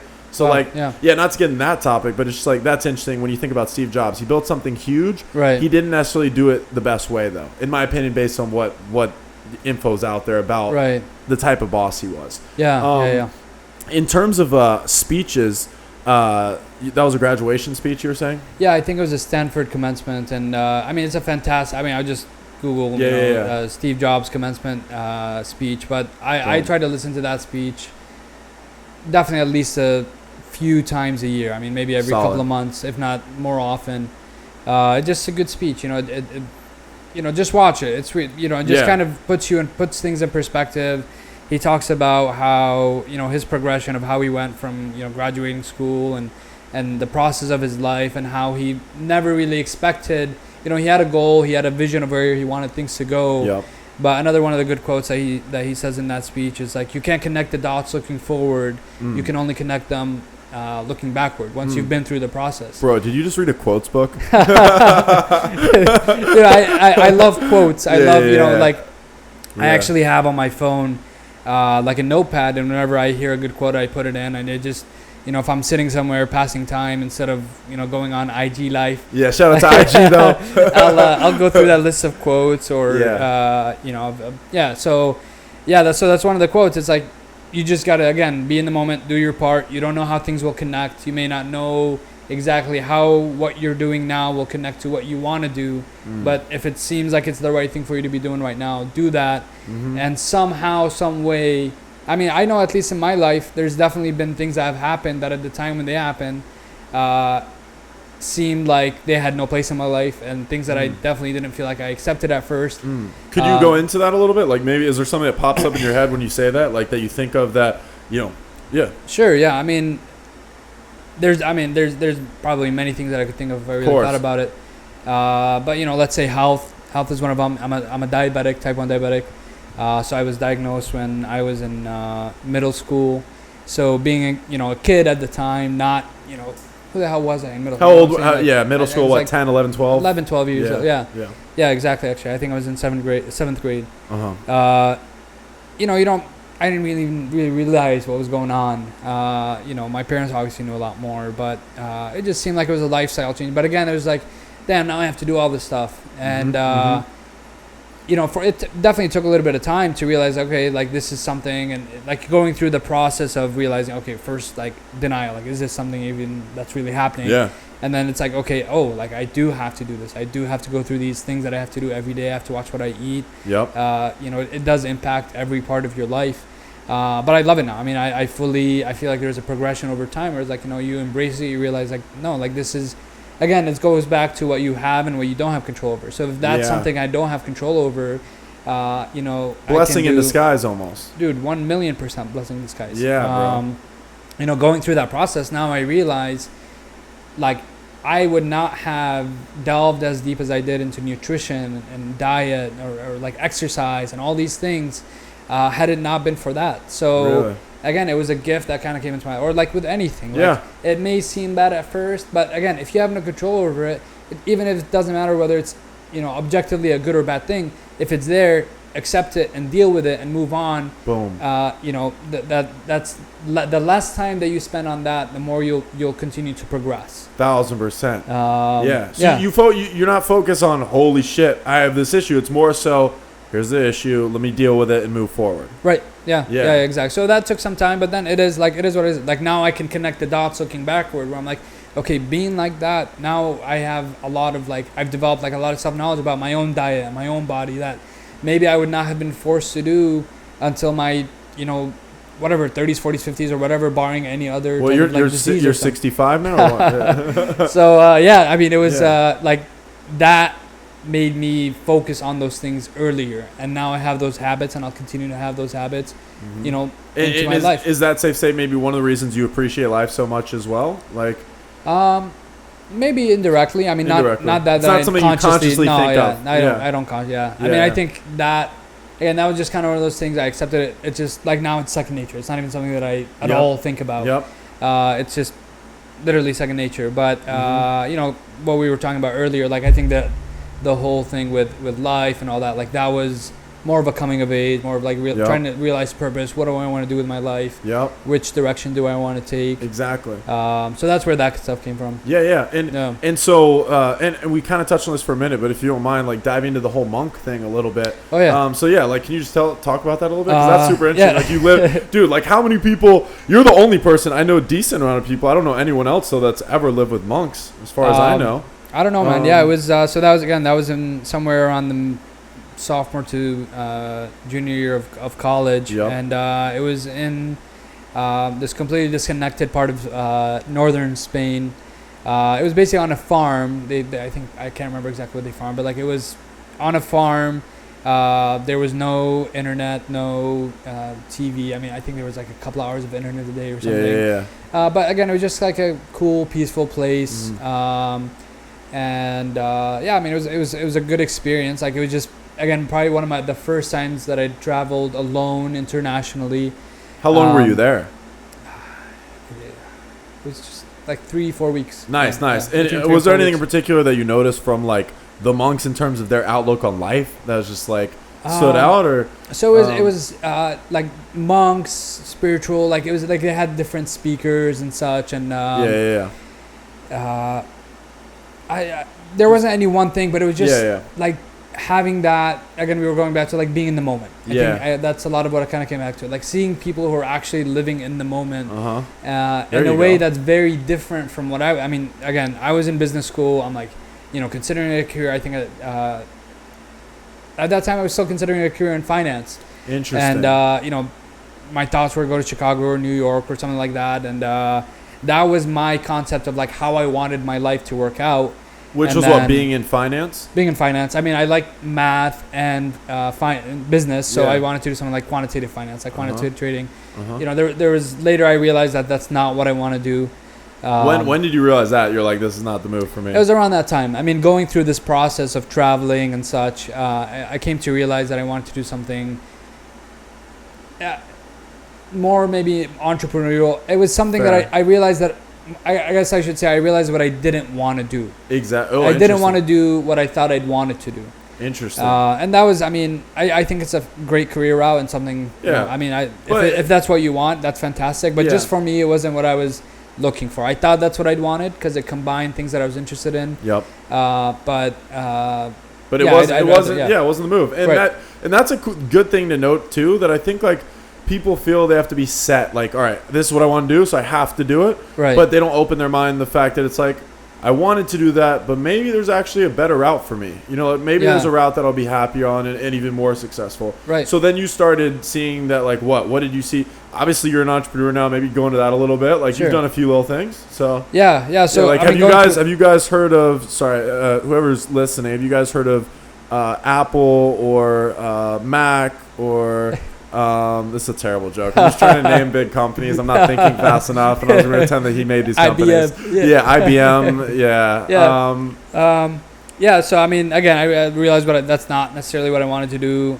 Traveled for some more time there, and then decided more so to go into like entrepreneurship. So this was towards the end of my undergrad. I finished up my degree at Michigan, and I basically started like doing more export. So distribution of like medical equipment overseas. There's a technology gap between where things are in the U.S. and overseas. And the Middle East, realizing that there was like kind of like an opportunity there, and it started out maybe in 2013 doing some basic equipment. Over time, it's progressed, and now distribution for a couple of companies overseas, so they don't have to necessarily deal with that. So doing a lot of supply chain logistics and dealing with distribution on the U.S. side. A lot of the suppliers are obviously from the U.S. To distribution into different parts around the world. So I got to learn a lot about supply chain logistics, like I said, dealing with. I mean, a great part of going through that experience was I got to deal with people that are higher up in the companies that we were working with. So it wasn't necessarily like if I'd gotten a job right out of undergrad, it might have been like an entry-level job. And again, great thing to do if you know how that's going to lead to what you want, or maybe not even, but just for me, it just so happened that the way that I did it was more entrepreneurial. And so one great thing is I get to interact with a lot of like heads of the companies, like execs and stuff like that. So the experience has been fantastic. I mean, I've done it now for about 7 years. It's been 7 years now. Wow. Yeah. I mean, there's been a progression in the type of business. Obviously, it wasn't like right away what it was. Wait, are you trying to tell me that businesses take time to grow? No, not at all. Oh, okay. You got to know it right away. Yeah. I thought I thought there was no I thought it was just easy, right? You just get into business and it's successful right away. There's no hurdles. No, we're laughing because both of us know that's far from the truth. I mean, the reality of starting any business or anything is there are hurdles left and right. I mean, would you agree with that? It's just like every turn there's another hurdle, and it's just like, how do we get over that hurdle? That's all there is. I think I've come to realize more so like business is literally dealing, like just putting out fires. Obviously you want to plan and execute on certain things, but a fundamental part of business is, I mean, I guess that's how you're a business, is you're adding value. And through solving problems, you add value. Speaking of putting out fires, I get hot so easily, bro. Are you hot? A little bit. Yeah, it's a little hot in here. Like, I don't feel nervous, but I fucking am hot as fuck right now. A little bit, yeah, it's a little hot. Damn, I need to turn that AC down. But that's an interesting thing about like business that I think a lot of people don't get in life. It's just like, bro, when you get into it, you have to almost just know that like it's gonna be, like you said, fires left and right, and so you have to be ready for that. Like you have to be like prepared to just like get through it. And truth is, everybody who's successful has gotten through a lot of fires and a lot of hurdles. That's the only way you become successful, bro. Yeah, I mean, it's the pursuit of challenges. If you're dealing with big problems, that means you're progressing. If you're just dealing with small problems, you're probably not learning, you're not growing, you're not getting out of your comfort zone. So, right. I think it's literally the bigger problems that you have to deal with, the more you're like the bigger responsibilities you have. 1000%. Yeah. No, you're big on that in terms of like getting out of your comfort zone. I mean, that's something I think you're really good at. I mean, what do you think? Like, I mean, I know this is out of your comfort zone, so I appreciate you doing this. Yeah. No, this is good. I mean, it's definitely more on the introvert side, but I enjoy. We're good friends. So Thanks, bro. It's good. Yeah, no, and but getting out of your comfort zone in general, it's something that I need to get better at too. Which is why even like today when we were at the gym. You were doing squats and you're like, yeah, let's do squats. I was like, bro, I literally have not done squats in like 5 years. Like legitimately. I was like, this is not fitness advice. Yeah, right. And man, I was like, all right, I just gotta do it. It was out of my comfort zone. Yeah, it was pretty good. bad. Yeah, but, you had good form, man. Was it? Not that I'm one to judge, but like I think it was good form. It felt decent. I don't know. But like on that, I want to get onto the working out topic a little bit because that's something that like. Every single person that I care about, and if you're listening to this, you are in that group. I don't know you, but I care about you. And I might know you, and if I know you, I even more. I care about all y'all the same. I care about all y'all. But like, I'm a huge believer that working out is like, it's not like you kind of should do it. It's in my head, it's like if you need to drink water to survive, you need to work out to survive. Right. Like, every moment in my life where I've been like felt kind of shitty or like really stressed or like shit was too intense, working out literally every time made me feel better. And every time in my life, which thankfully has been the majority where I felt pretty good, I can say a part of that had to do with the fact that I was working out. Dude, being physically active, bro. Like consistently being physically active feels good. Like it makes you feel your best. Yeah, huge. I mean, yeah, I mean, just like, and consistency. And one of the hardest things is with working out is like, it's just really hard to get started.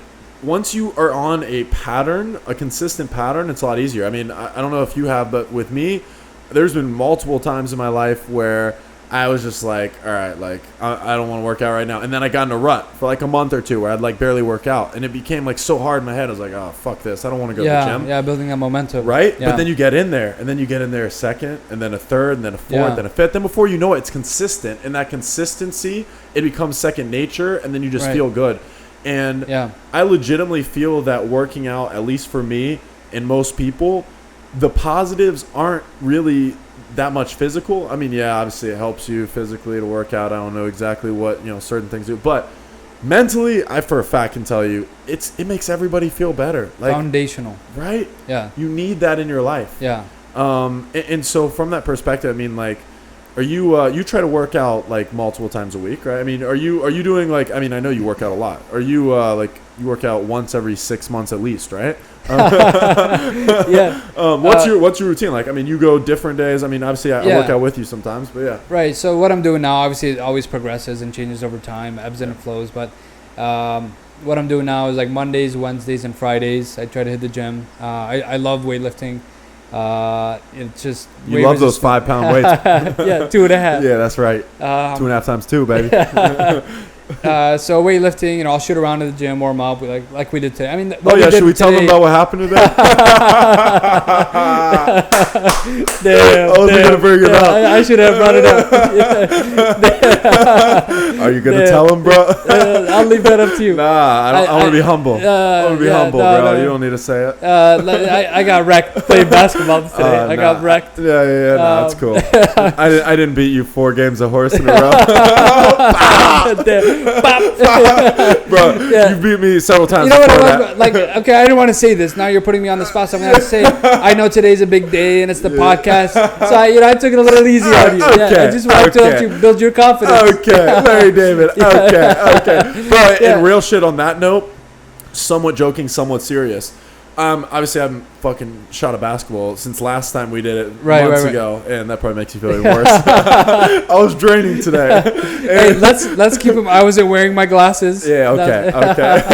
Let's talk about that comeback, that one game. You were up like HORS to like nothing or some shit. Yeah, I had you. I was doing my threes. I knew my spot. I had you, and I think you had HO. You either had H or HO, and I had H. No. I had H or HO, and you had HRS. Okay, that's. And then you found this spot like 10 feet past. That's always my spot. Past the key, and you just kept making them. Bro, I'm so bad at shots that are 2-point shots. Right. 3-point shots that are like far back. For some reason, that's always been my shot. And so you're just catapulting up. Yeah, bro. You're like podcasting. yeah, bro. Because literally, like, and here's where like a joke comes, and also like some seriousness, which is like. Right. I was on point today, but like the reality of it is, I think a real part of that is definitely not basketball skills. It was like, holy shit, this is the first podcast. I've been thinking about this for so long. This moment's about to happen. So I'm in this like extra zoned in focus mode. Yeah, you scrunch your eyebrows. Yeah, I got scrunched eyebrows, bro. And you know, the focus was also thanks to that gum that you gave me. Bro, that's where you fucked up. You gave me a piece of gum before we got there. Oh, you didn't realize that's really what killed you. Man. Bro, literally having that gum in my mouth made me feel so I just gave you that gum because your breath. I know.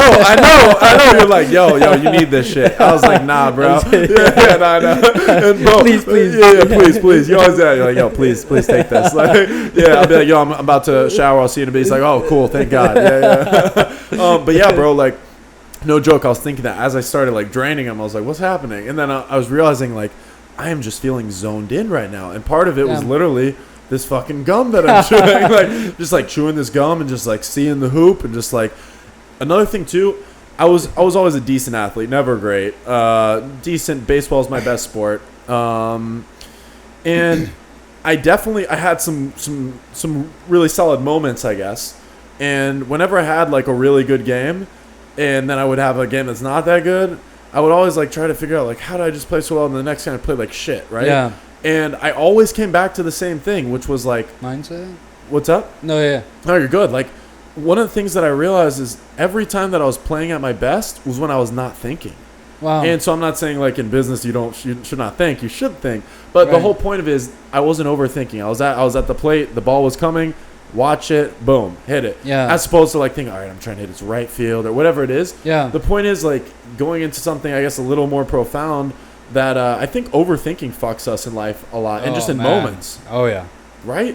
Yeah. And when you just like calm your mind, like you see the field, you strategize, but you don't overthink. You stay focused, stay calm, and execute. And that's how you win. Yeah. That is how you win. You stay calm, focused, and execute. Going to a point on that, you talked about Steve Jobs earlier. Right. And that speech. Yeah. That immediately made me think of the graduation speech at University of Texas at Austin when my sister was graduating. Shout out to my sister. She's going to love that I shouted her out. I love you, Em. And, you know, that speech, watching that speech was, in my head, I was thinking this is a great speech. I didn't know it was going to go viral, which it did. But the speech was Stanley McChrystal. He was a general who took down Osama bin Laden. Okay. And his speech went viral, and in the moment, again, I thought it was really good. And there were a few things that stood out. One is he said that he makes his bed. Oh, I know what speech you're talking about. Yeah. Right? Yeah. Bro, he makes his bed every morning. Yeah. Right? So he makes his bed every morning because then you feel a sense of productivity. First thing, right when you wake up, you feel a sense of accomplishment. Right. And that accomplishment builds throughout the day. It starts with that little step of making your bed, and then that goes to the next thing and the next and the next. You build momentum throughout the day. That is how you win. Another thing that he said that stood out is that, I hope I'm not messing this up, but I think something like in the Navy, what they had to do is they have to, off the coast of San Diego, they had to swim in shark-infested waters. I'm pretty sure I'm remembering this right. That makes sense. Yeah, Google it if I'm wrong, people. But Stanley McChrystal, I think is his name, right? I know exactly what speech. It definitely made the rounds. It was, yeah. So he was also saying that in the Navy they will, maybe it was the Marine, I think it was Navy, they'll swim in shark-infested waters of Coast San Diego by a ship, and the ship is churning, the motor's churning. Oh my god! So it's like you hear the loud churning of the ship, and there, you know that there actually can be sharks there. And I can't remember exactly what you said, but you have to you have to swim through that to like pick something up or some shit. Yeah. The whole point of this though is to teach them that while there's all this chaos around them, there are potentially sharks legitimately. There are the motors that are really loud and spinning that could cut them and whatnot. Right. The only way that they're going to get back safely with whatever their mission was or whatever is to stay very calm amidst this chaos. Yeah. Which is such a great lesson. It's just like to stay calm amidst the chaos. No matter what's going on in life, like stay calm. What's that quote? It's like keep calm, carry on, or whatever. Right. It's real though. It makes sense. Dude, 100%. I mean, if you're not calm, you can't address what's going on in the right way. Yeah. Yeah. Shout that out, give a little look.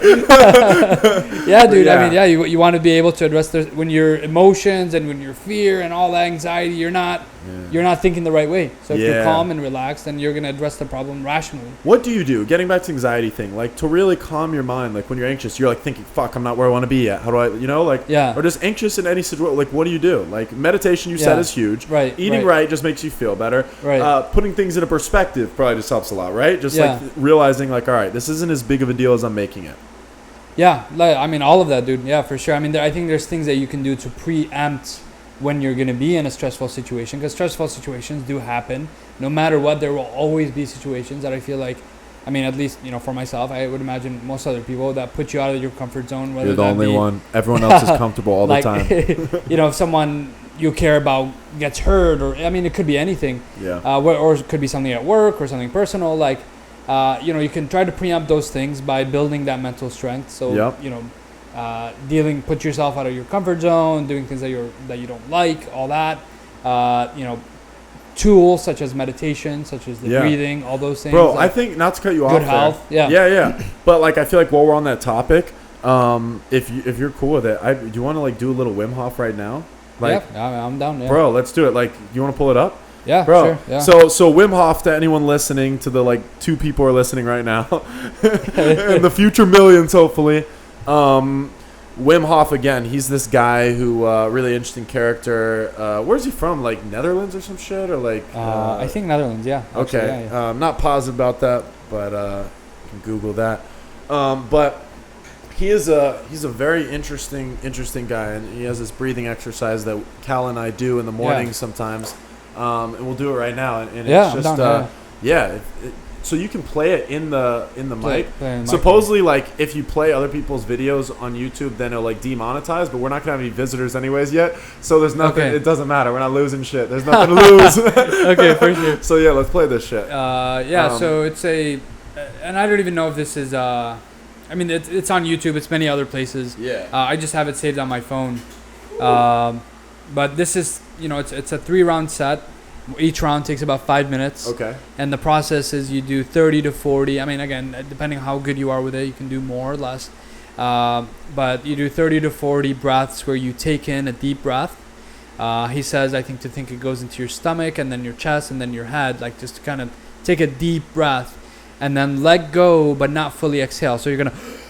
Yep. So Bro, and his voice, he's like, breathe in. Fully in. Breathe in. Yeah, letting go. Yeah, that was good. Fully in. Letting go. You're doing great. Fully in. And then, so you do the 30 to 40 breaths. And then after that, it's guy. I mean, you can learn how to do it without his voice. No. But it's part of it. And then you do 30 to 40 breaths. And then you take, the last one, he tells you like 2 more. And then you let go. And you just hold the exhale. So you're not fully exhaling, you're letting go. And then just hold that. And you hold it for about 2 minutes of holding that exhale, or kind of half exhale, if you will. The first time, sorry to cut you off. Yeah. The first time that we did that, I was actually, because I'm not good at holding my breath, I was surprised at like how much easier it was than I thought it would be in terms of like holding your breath at the end. Yeah. Because you just you get all the oxygen in you. Right. Yeah, I don't understand the exact physiology. I mean, I've talked to a doctor about it who said, yeah, everything that he's saying completely checks out. Was it Dr. Oz? Yeah,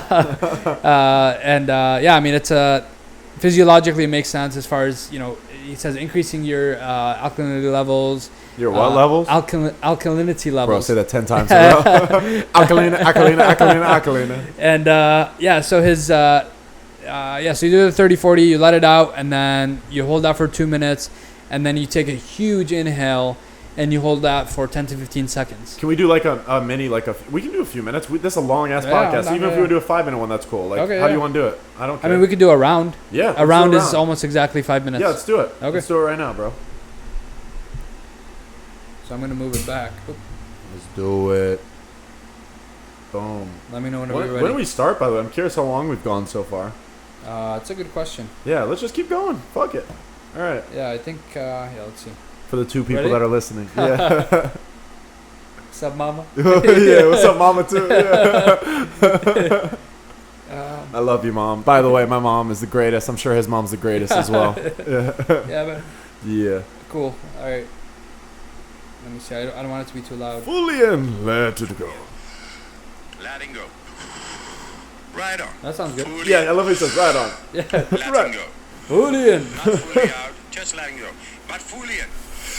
Letting go. And once again. Come on. Don't hesitate. Give it. Deeply in. Letting go. Deeply in. Letting go. You're going great, man. Deeply in. Letting go. Deeply in. Letting go. Deeply in. Letting go. Deeply in.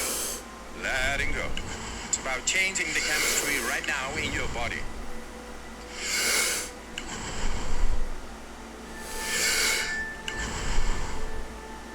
Deeply in. Letting go. Deeply in. Letting go. Nice one. Feels good, huh?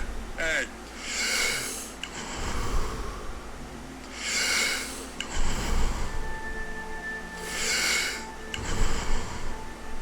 Give it fully. Take him in. Letting go. Take him in. Letting go. Take him in. Letting go. No hesitation. It's about changing the chemistry right now in your body.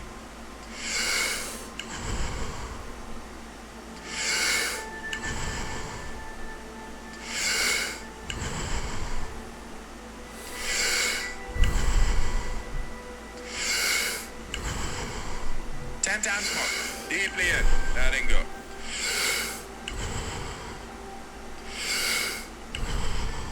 Deeply in. Letting go. Deeply in. Letting go. Deeply in. Letting go. Deeply in. Letting go. Deeply in. Letting go. Okay, 5 times more. Deeply in. Letting go.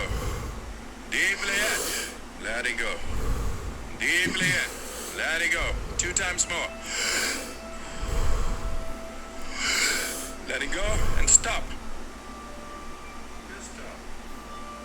Witness.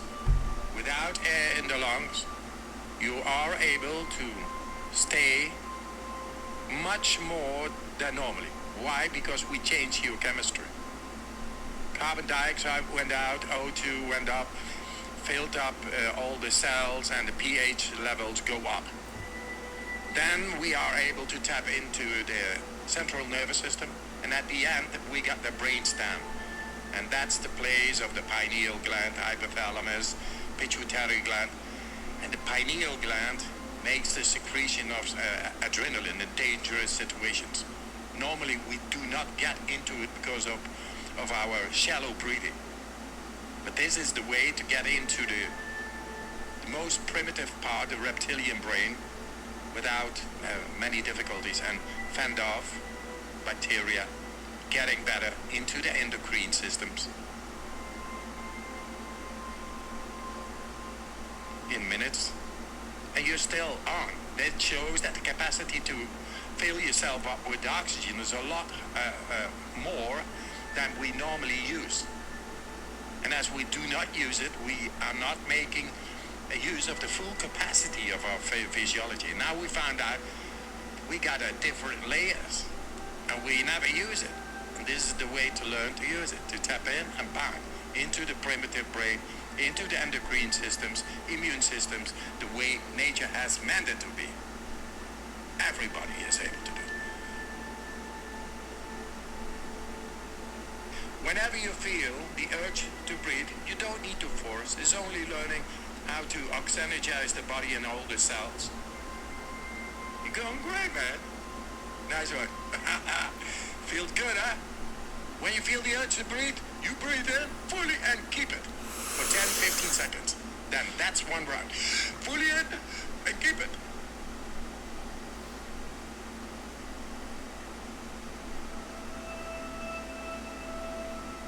Letting go. Fully in. Letting go. Right on. Yeah, so that's one full round. I loved it. Yeah. Wow. Yeah. How do you feel even more relaxed? Dude, it's great, man. I mean, Wow. Wow, bro. Holy shit. I ended my so real. exhale a little bit early because when we worked out, I mean, I'm still catching up on water, but I feel like when I swallow, you're a baby. if I don't know why. I mean, again, how it works, but if I swallow as I'm doing the exhale, if I'm dehydrated or whatever, I can't continue to hold the exhale for as long. Yeah. But yeah, I mean, if you know, I've experimented with doing a little bit longer than 2 minutes. The video, or like the one that he usually does, is about 2 minutes. I've done anything up to 3 minutes with the exhale. You can play around with it a little bit, but then the inhale is, I feel like, the part where you're like, you really feel like that because you're depleting your body of the oxygen, and then right away you're that full deep inhale, and then you're holding it in.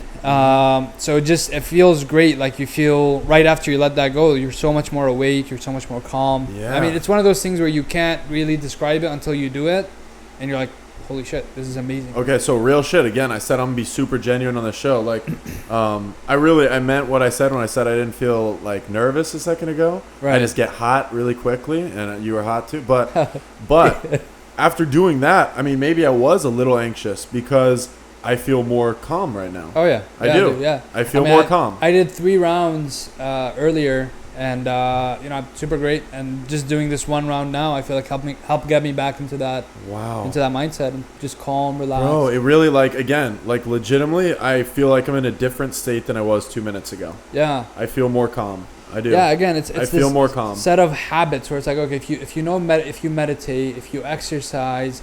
I mean, I know there's eat a lot of Jack in the Box. You don't recommend that? Hal Elrod, the Morning Miracle. Morning Miracle guy. So he's got this acronym, I think, SAVERS, scribe, which is just the word that made it to work with the acronym. But you write a little bit. Writing is huge. I mean, I try to write in a journal every day. You just write hi. Dear diary. Dear diary. Dear diary. What up, doe? So. Yeah, just writing thoughts, writing goals, writing plans. So his acronym, I think, SAVERS. So scribe, affirmation. So maybe just aligning yourself with your goals, or just being more conscious of what you're trying to do. Yep. SAVERS. V is visualization.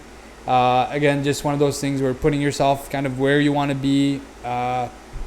It's real. We've talked about this many times. It just motivates you. It helps get you there. Just literally feeling it makes it feel so much more tangible, makes it so much more tangible in your mind and in your actions. E is exercise. R is reading, so you read material that is engaging and interesting, something like that.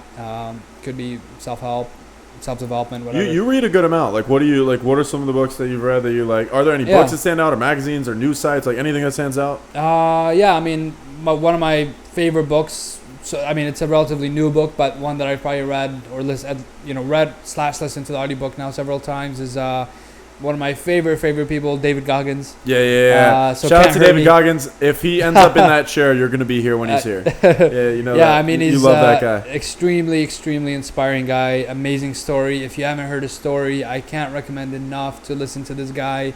I mean, just listening to him talk a couple of times. is enough. And his whole thing is kind of catching yourself on your own bullshit. Boom. And realizing, okay, how much of this is me, making excuses for myself, how much of it is actually there, and what can I do about it, and toughening yourself. And I think his term is callousing your mind. So his whole thing is like putting himself through extreme physical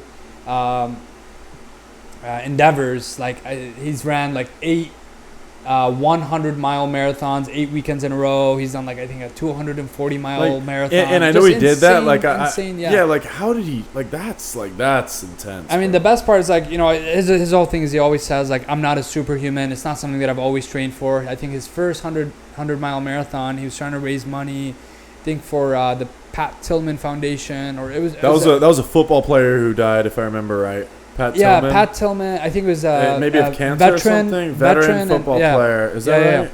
I think so. Yeah, he was a football player who was also. It was a football player who went to the military. You're right. And he, I think, was killed on duty or I think something. You're right. Like that. Yep. So he wanted to raise money for his cause. So he looked up the 10 hardest races in the world, and the number one I think is called the Badwater 135 or something. You super intense inclined 100 and something mile marathon nonstop. Jeez. And he wanted to get into the race. He called up the race director and he told him like, well, you don't have experience in this. I think he called him up on like a Monday or Tuesday, and he told him there's a race in San Diego a few days after that, like that weekend, and he went and he ran 100 miles.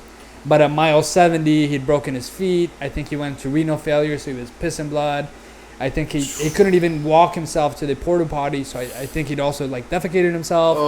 And that was at mile 70, and he made the next 31 miles, in that state. So again, it's all about realizing, okay, I can do this, and it's the limitation that you set for yourself.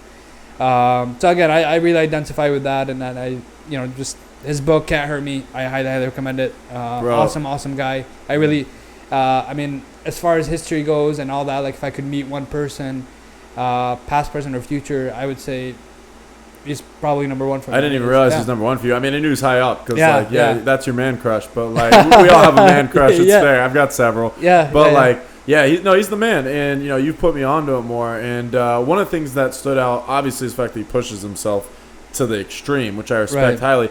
But another thing that he said that stood out to me is like, control your mind, basically. Like that's his thing. Like you control your mind space. Like this is one of the most important things, how we control this. So like don't let it go the wrong way. Control this mind at all times.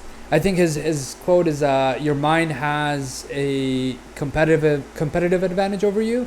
Or something to that effect, where it's like your brain is always ahead of you and it's always trying to take you the path of comfort and of least resistance. So you got to just a lot of times not really listen to your brain. You know what you have to do and just do it, because you're gonna come up with excuses as to why not to. I mean, when we do our morning, let's talk about that a little bit. So like in the mornings, not every morning, but we'll run 3 miles. We'll jump in the ocean, which that's like, I think we both feel blessed to be able to live close to an ocean. But it's that's a really nice way to start the day. And you don't have to, live by an ocean. You can get in your shower and turn cold the water man, cold. Yeah, I mean the cold showers. I don't know where I'd honestly heard about it, but that's. I mean, I'd say I've been doing that for years, and that is a huge upgrade in and of itself. Again, it just if you start your day doing something like you were talking about the speech with doing your bed. So there's forcing yourself to do something that's disciplined. It sets the momentum. Boom. Even just getting up out of bed early. It's not necessarily the time you gain. I mean, the time you gain is great because there's less distractions during that time.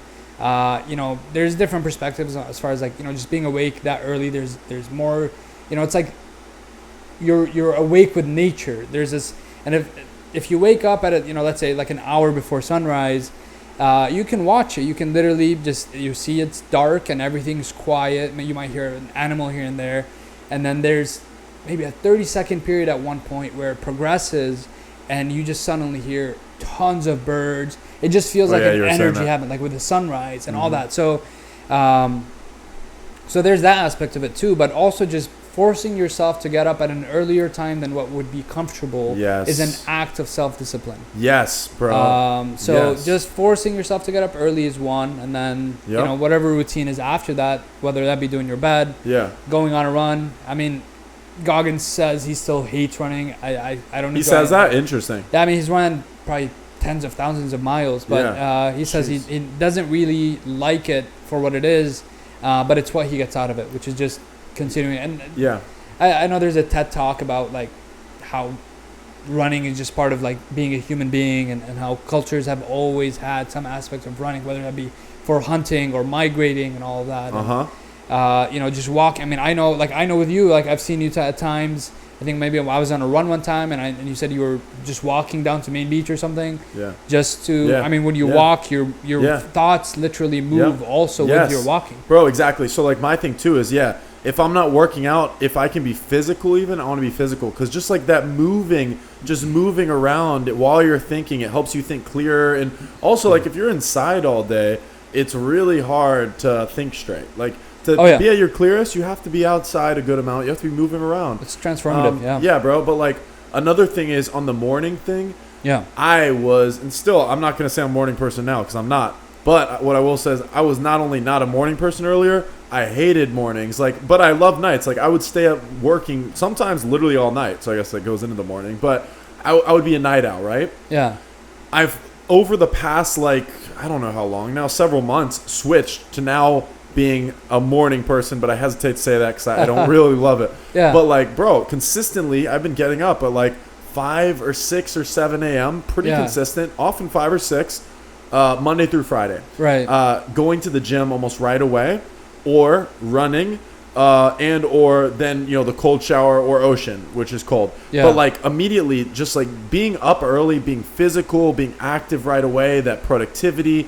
It feels great, and then it leads to the next thing and the next thing and the next thing. Like it's again, it's the momentum thing, and there is something nice about it being 9:30 a.m. and you're like, holy shit, I already ran 3 miles, jumped in the ocean, sent 50 emails, like whatever it is, right? Yeah. You've already knocked out a ton at such an early part of the day. There's something about that just does feel very special. On top of seeing the sunrise, which also feels very special. There's just something about it that just like brings you more life almost, right? Yeah, it's literally taking control of your day. I mean, you're fucking grabbing your day by the horns. Grabbing the day by the horns. And that's a big thing, bro. Like in life, like grab the day by the horns, people. But like that's one of the biggest things I think I found in life too, that like, again, I'm calling this trying to be wise because I'm trying to be wise. I'm trying to learn from every single person who sits in that chair. Blessed that you're the first person to sit in that chair. I'm honored, man. I'm honored. Thanks, bro. I'm honored to have you. Thank you. But, like, that's the thing. Like, I want to keep learning. I just want to keep learning, bro. Yeah. Like, because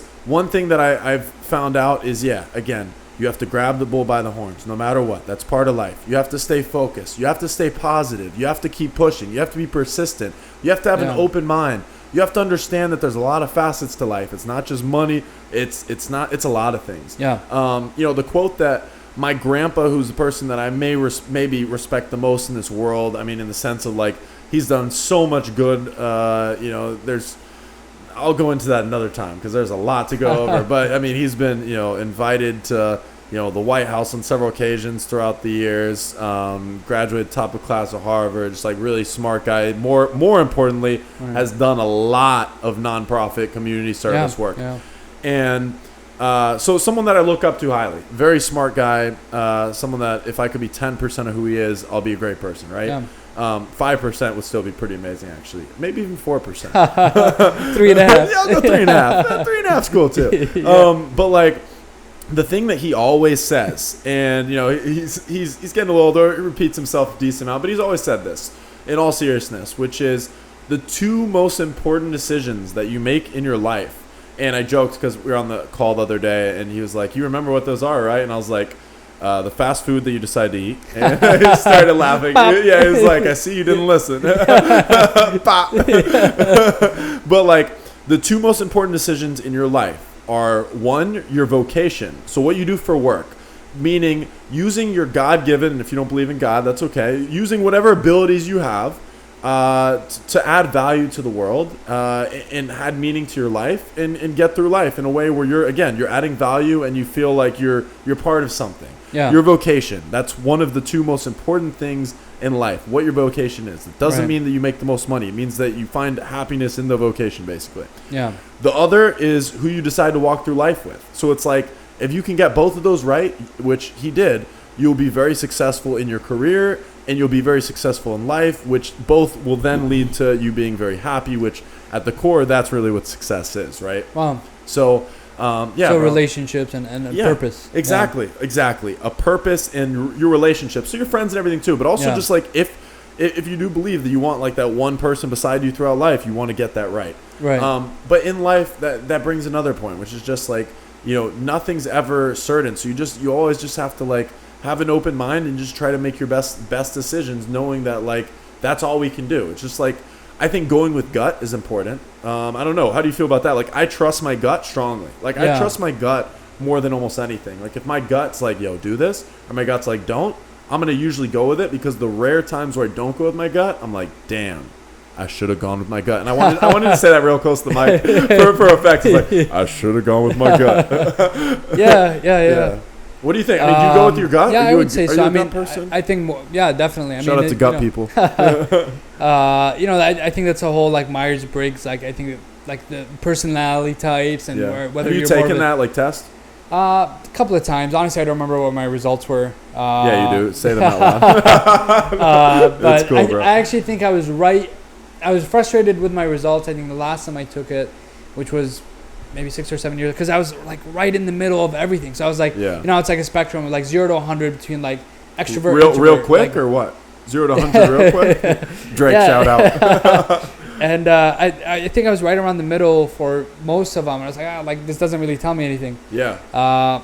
But in any case, I mean, I think feeling or thinking, I think is one of the two extremes. Or Intuition.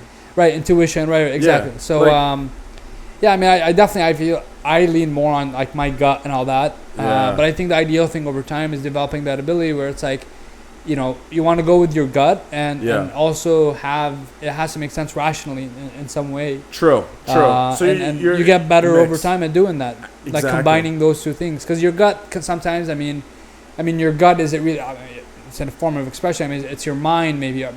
Your gut is definitely part of it too. Like your feeling about it. Mm-hmm. But that could be sometimes rooted in fear. Could be rooted in something that you. Fear of the unknown, fear of making a decision, all of that. But I'd say generally, like, I think what you're talking about is when like, this is what, it's like calling yourself on your boss. Like, this is the right thing. Yes. It may not be the easier thing, but it's the right thing, and I should probably do it. And exactly. I mean, exactly. Where you just know. You're just like, all right, like, this may not be obvious to some people, but like, this is just like what I feel is right. Like, it feels this is the right move.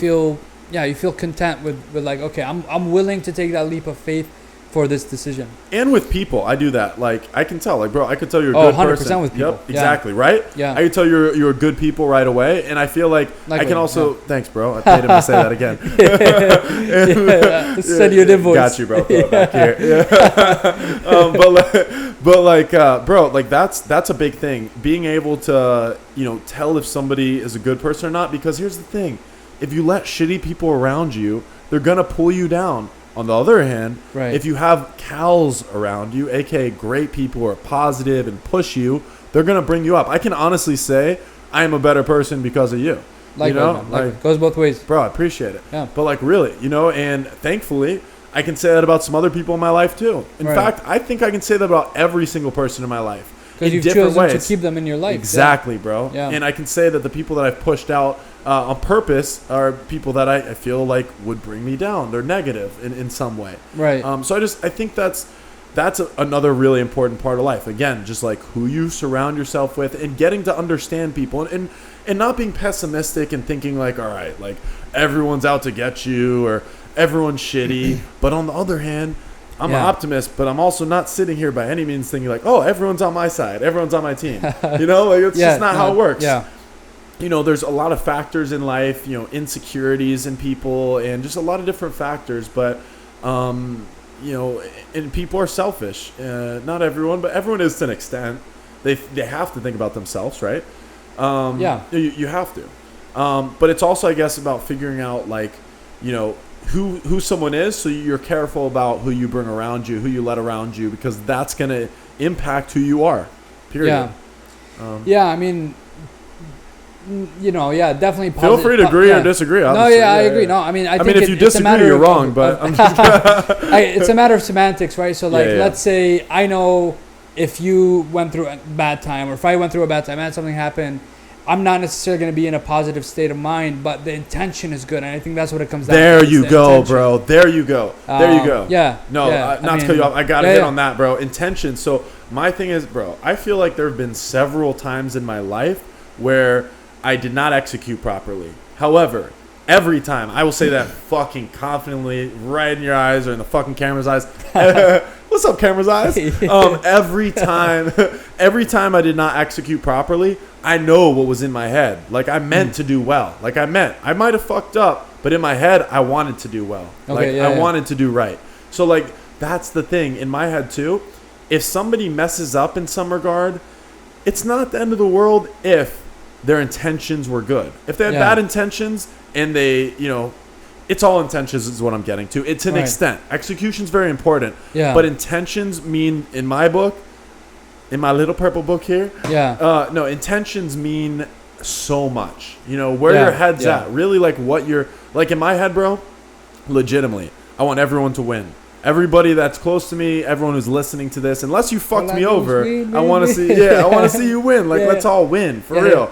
But I think a lot of people, like, just don't want to see other people win in certain regards. I'm not saying I'm better because I want to see people win. I'm just saying, like, and there are a lot of people that are like me in that regard, yourself included, who want to see others win. Yeah. But again, it comes down to intentions. Like, what's in your head? How do you think about other people? Like, do you want to see people win or lose? Like, what do you think in certain situations, right? Like, yeah, I mean, I definitely believe in giving people second chances and maybe even third. I mean, you know what I'm saying? That's something you're better at than I am. I need to tell me about that, because, like, I'm stubborn. I've gotten better because of certain people in my life who have shown me that it's not good to necessarily hold grudges or, like, not give a second chance. But it's just hard for me to give more than a first chance. It depends what it is, though. But what are your thoughts? Yeah, I mean, holding grudges, I guess, is one thing. Choosing to keep people in your life is another thing. I mean, I think there's almost never a reason to hold a grudge. Again, Explain. This is in an ideal sense and something that I think I should aspire to. But I just think there's no value in holding a grudge. I mean, if someone... What good does it do? Yeah, what good does it... I mean, there's a story of, like, two monks, walking through. One of them was older and, like, he's the older, more learned monk, and the other one is his young disciple or something. And they come to a river crossing, and there was a woman there, or like a girl, like a young lady, and they taken vows of celibacy, or, like, not ever touch a woman or something. So they're deciding to cross the river, and they see this lady. She's trying to cross the river also. So the older monk, the teacher, just, I think, carries her or something, and they cross together with the younger monk, and they get to the other side, and he puts her down, and they go on their way.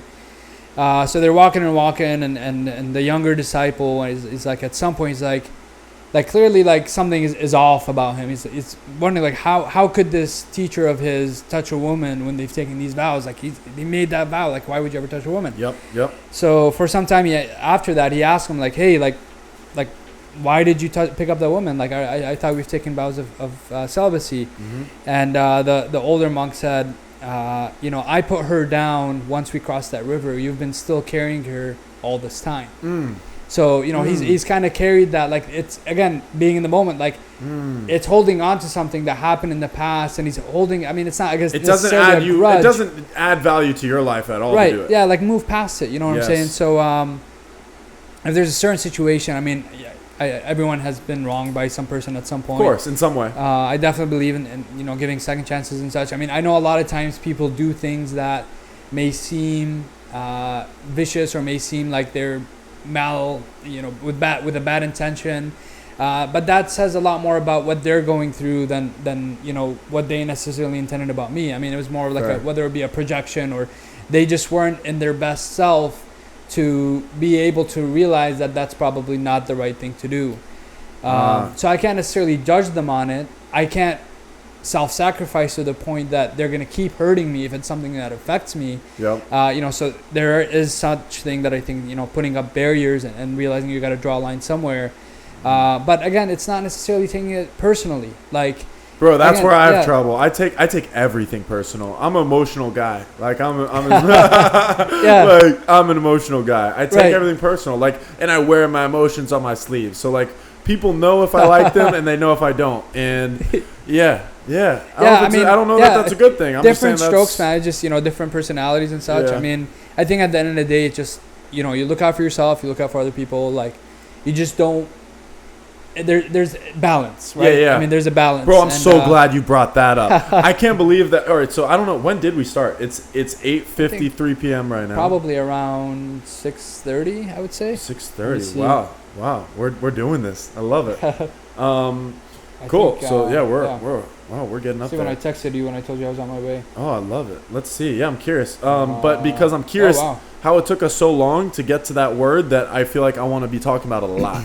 Which is balance, because bro, admittedly, I've had a few moments in my life where I felt kind of depressed, and thankfully the majority of my life I felt pretty happy, but there have definitely been some moments where I felt kind of depressed. I think everyone has, right? And one thing I can honestly say is, ever since I've been really well balanced, or at least pretty well balanced, and definitely trying my best to be balanced, I have.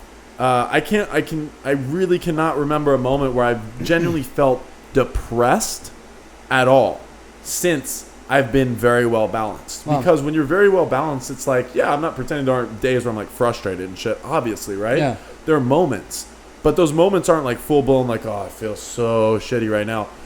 If you're living a balanced life, because it's easier to put things into perspective.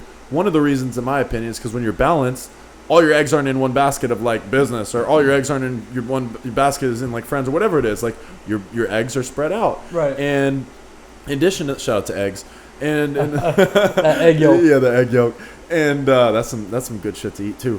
But like being balanced is so important, in my opinion, to success as it relates to happiness, and success as it relates to business or whatever thing you're chasing.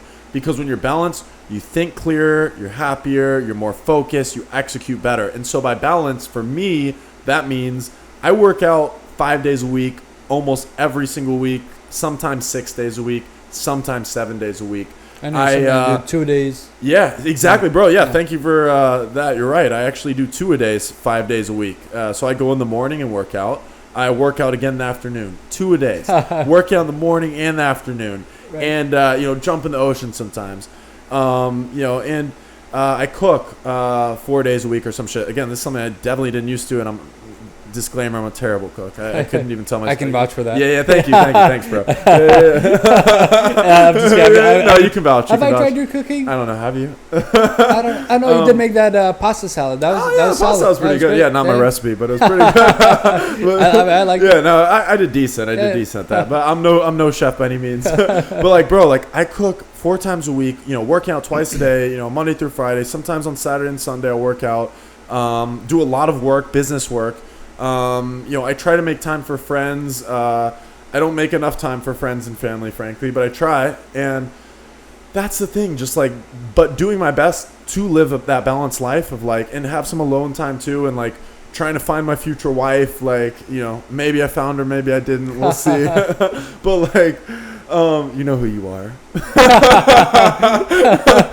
Shout out. Yeah, shout out. I'm not going to name your name, but not yet. but Hundo P. Confidentiality. Yeah, we signed that shit. But yeah, bro, being balanced, you feel your best. I mean, today we had a pretty fucking awesome balanced day. I mean, we woke up, we went to the gym, we played basketball. Green juice. Yeah, green juice. Yep. Yeah, that was a big point. Yeah. That and the balance too is, again, the balance of I'm glad you said that, bro, because the balance of what you put in your body, even and maybe I'm no nutritionist by any means. I've got my love bugs on the sides for sure. They're going away though a little bit. But my thing is, even balance with what you eat. So I try to eat really well Monday through Friday, and I eat have you ever seen that? Have you seen that show, My 600 Pound Life? Bro, I literally eat like one of those people on the weekends. Like, bro. You do go in. Yeah, I go in. Thank you. You can vouch for that. Yeah, like Krispy Kreme donuts, fucking Postmates. Ooh, Postmates, DoorDash, Uber Eats. I got them all. Yeah. But like, bro, I'll eat like pretty fucking well Monday through Friday. I eat, and then I fuck up sometimes during the week. I'm definitely not perfect. Like, definitely not. But I'm pretty solid though. Weekends though, I fuck it up. Like, I eat so much shit. Right. And again, I'm no nutritionist. I don't know if this actually is smart of me or not. All I'm saying is I'm trying to live balanced life in every way, even in the food. Like, I'm trying to eat healthy, but I can't just eat healthy. I'm going to be unhappy. So I need some shit. But on the other hand, if I just eat shit, I'm going to be unhealthy, which will make me unhappy and unhealthy. So, which is also not a good thing.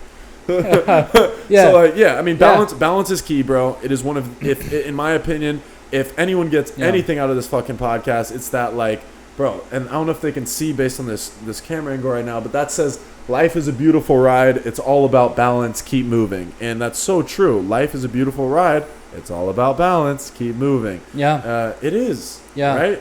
Yeah, I mean, I get when you're balanced like that, it allows you to have stronger discipline in the part that's hard. So I mean, you know, when you know that you can eat whatever you want over the weekend, it makes those 5 days of being disciplined about your diet. It's like, well, there's a light at the end of the tunnel. This isn't something I'm doing every day for the rest of my life, because you know what, I might give up and stop and come back. Like, it's making it more manageable. You're right, bro. And to be fair, you say 5 days. I gotta, you know, because again, I gotta be genuine here. I fuck it up on Friday night, so it's not it's not a Monday, Tuesday, Wednesday, Thursday, Friday perfect. It's a Monday. 4.8. 4.8. Yeah. And then I'm like, oh damn, Chick-fil-A's open right now. Like, that spicy deluxe, bro. That spicy deluxe. There's some cheese on it. Oh, and the waffle fries are crazy. Yeah. The waffle fries are crazy. I think third or second fast.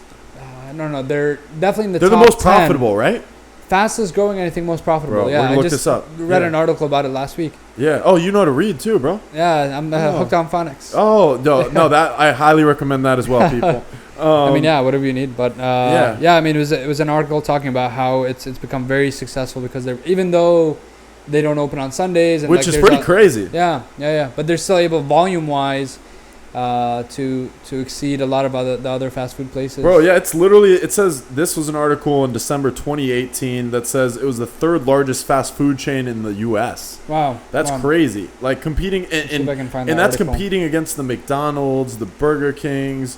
It says it's literally just behind, at least in this 2018 article, it says it's literally, Chick-fil-A is only behind McDonald's and Starbucks. Yes. In this. Yes. Yeah, that was maybe the same article. Yeah, bro. It's a Vox article. It says boycotts haven't stopped the growth of Chick-fil-A. Oh yeah, because there's a lot of boycotts too, because controversial conservative chains. But I think the boycotts had something to do with the fact that, like, the CEO might have been, like, homophobic or something. Which, you know, on that subject, it was interesting. Pete Buttigieg, you know, and I know you don't follow politics much, so we won't really get into that much, but, like, Pete Buttigieg is a guy running for president. He's a young guy, youngest to ever run president. Yeah, he's 37 years old or some shit. Yeah. Yeah. I follow politics at a high level. Okay, so you know who he is. Yeah. So yeah, dude. So anyone that doesn't know, 37-year-old guy, mayor in Indiana, and interesting guy, and this is relevant because you know, and this sounds funny, but I'm being serious. One of the reasons that he won me over, and by the way, I really do not consider myself like Democrat or Republican. I'd say there should be more than two parties, and you know, socially, I'm liberal, fiscally a little more conservative maybe, but social issues mean more to me. But take that aside, where I was going with this is that Pete Buttigieg did an interview on the Breakfast Club, and in that interview, he was asked about Chick-fil-A, and Pete Buttigieg is gay, and you know, and so he was basically like, "What do you think of Chick-fil-A?" Knowing like that, you know, the owner might be homophobic or whatnot, and his response was just like the most real response, bro. He basically said something, if I remember right, he said something along the lines of like, "I don't agree with like, you know, how they think essentially. However, they've got great chicken." You know, just like keeping it real, like, you know, like not bullshitting and being just because he doesn't like the guy being like, "Oh, fuck their chicken." It's like, bro, that's being like intellectually honest. Yes. Yeah. Being intellectually honest is one of the most attractive qualities in a human, in my opinion. Because like then like someone like everyone bullshits to an extent, but it's like be intellectually honest. You know, that means you're gonna have a real conversation. You're gonna like hear people out, and you're gonna be able to change your mind based on facts. Yeah, don't be antagonistic. I mean, to assign someone as okay, we differ in our majority of our opinions, so therefore we're enemies. Yeah, and let me call myself out. When during the election, I felt very strong emotions because I'm a minority, believe it or not. People that know me would know that, but like, look at me, you might not. I'm Jewish, which is absolutely a minority, less than 1% of the world population. You are a minority as well. You're Muslim, even though both of us are not very religious. And by the way, that shows our people can get along. World peace. Yeah, world peace. Yeah. But like, it just shows that like I don't honestly know where I was going. I lost my train of thought a little bit there, but like about like antagonize. You were talking about how you feel strongly politically and not antagonizing the other side. Yeah. Oh, thank you. So, when the election happened, with Trump, I was, I feel like most minorities, if you're any sort of minority, you were rubbed a very wrong way by him. Okay, like it's hard not to be. I mean, he uses some strong language and he lies a lot. But in any case, I had to throw these shots. But in that moment, I was like, "Fuck all Trump supporters! They all suck, right? Like they're all racist." And like that's how I thought, bro. And I gotta call myself out because I thought that way. And I still think that it was not the right decision to elect him as president for many reasons. However, I also know that there are a lot of great people. I hate to use the word great because I hate using that word because of that clown. But there are a lot of solid people who are genuine good people who voted for him and are not racist. And they voted for him because they really thought it was going to affect their pocketbooks that much, and they thought it was that important. And I respect that they thought that and didn't necessarily think negatively towards minorities. They could see that this guy's lying constantly, so they could see all this, right? Right. I guess I came to a place what I'm getting at is where I realized like, all right, you can't just because someone did one thing, think all of that. Like just because they voted for Trump, they're racist, et cetera, et cetera. Yeah. Are there a lot of racist people who voted for Trump? Yes. Did most racist people vote for Trump? Yes. Are most people who voted for Trump racist? No. Probably not. And there was a lot of good people too. And so that's what I had to realize, and also just realizing in life, right? Like in moments, you can't box people in too much, I guess is kind of what I'm getting at. Yeah, dude. I mean, some of the, when I was in Michigan, some of the like people that I was closest to, voted for Trump, or even though he said ban Muslims, literally, like that's why it's like when he says things like so incendiary, great word. I don't even know what that means. But like, it's interesting that people would still like, were they Muslim even? No. I mean, these people were, just. Well, because that's what interests me even more in some extent. But yeah. No, not at all. But really sweet. I mean, I knew these people before any of this, and throughout all of that. I mean, as far as what I could tell, as far as them, I mean, nothing changed, and I love those people. I mean, it wasn't. Again, it's people. I know that there have been studies done on how much your immediate circle of people and who you interact with has an impact on the voting decision that you end up making. So, like the vast majority of people end up voting what they're like closest 60%. Again, I forget the statistic or something, but you can easily Google it. But it was like the effect of it was that you will most likely vote how the closest people in your life vote. Obviously, that kind of makes sense. Is it the chicken or the egg? Do you vote that way because they're like that, or are you along with those people because of that's how you believe or align with? But in any case, I think they accounted for some of those variables, and it came down to that's your world, right? Again, like not to keep bringing up quotes, but no. I want at least 10 more quotes for it on. I got more, man. But I love it. I would say my favorite quote of all time is, "With our thoughts, we create our world." Ooh, can you say it again?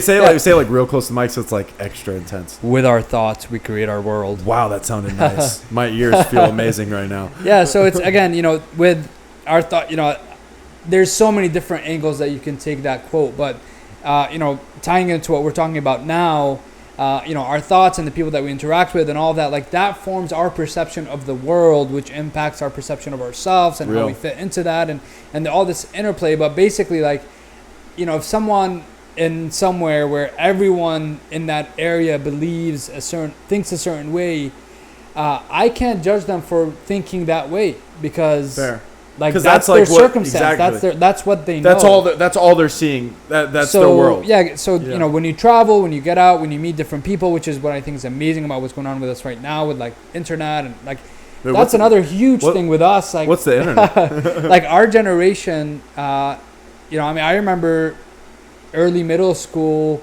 like there was Google had I think just come out. It was just like getting mainstream. It was in 6th grade and like.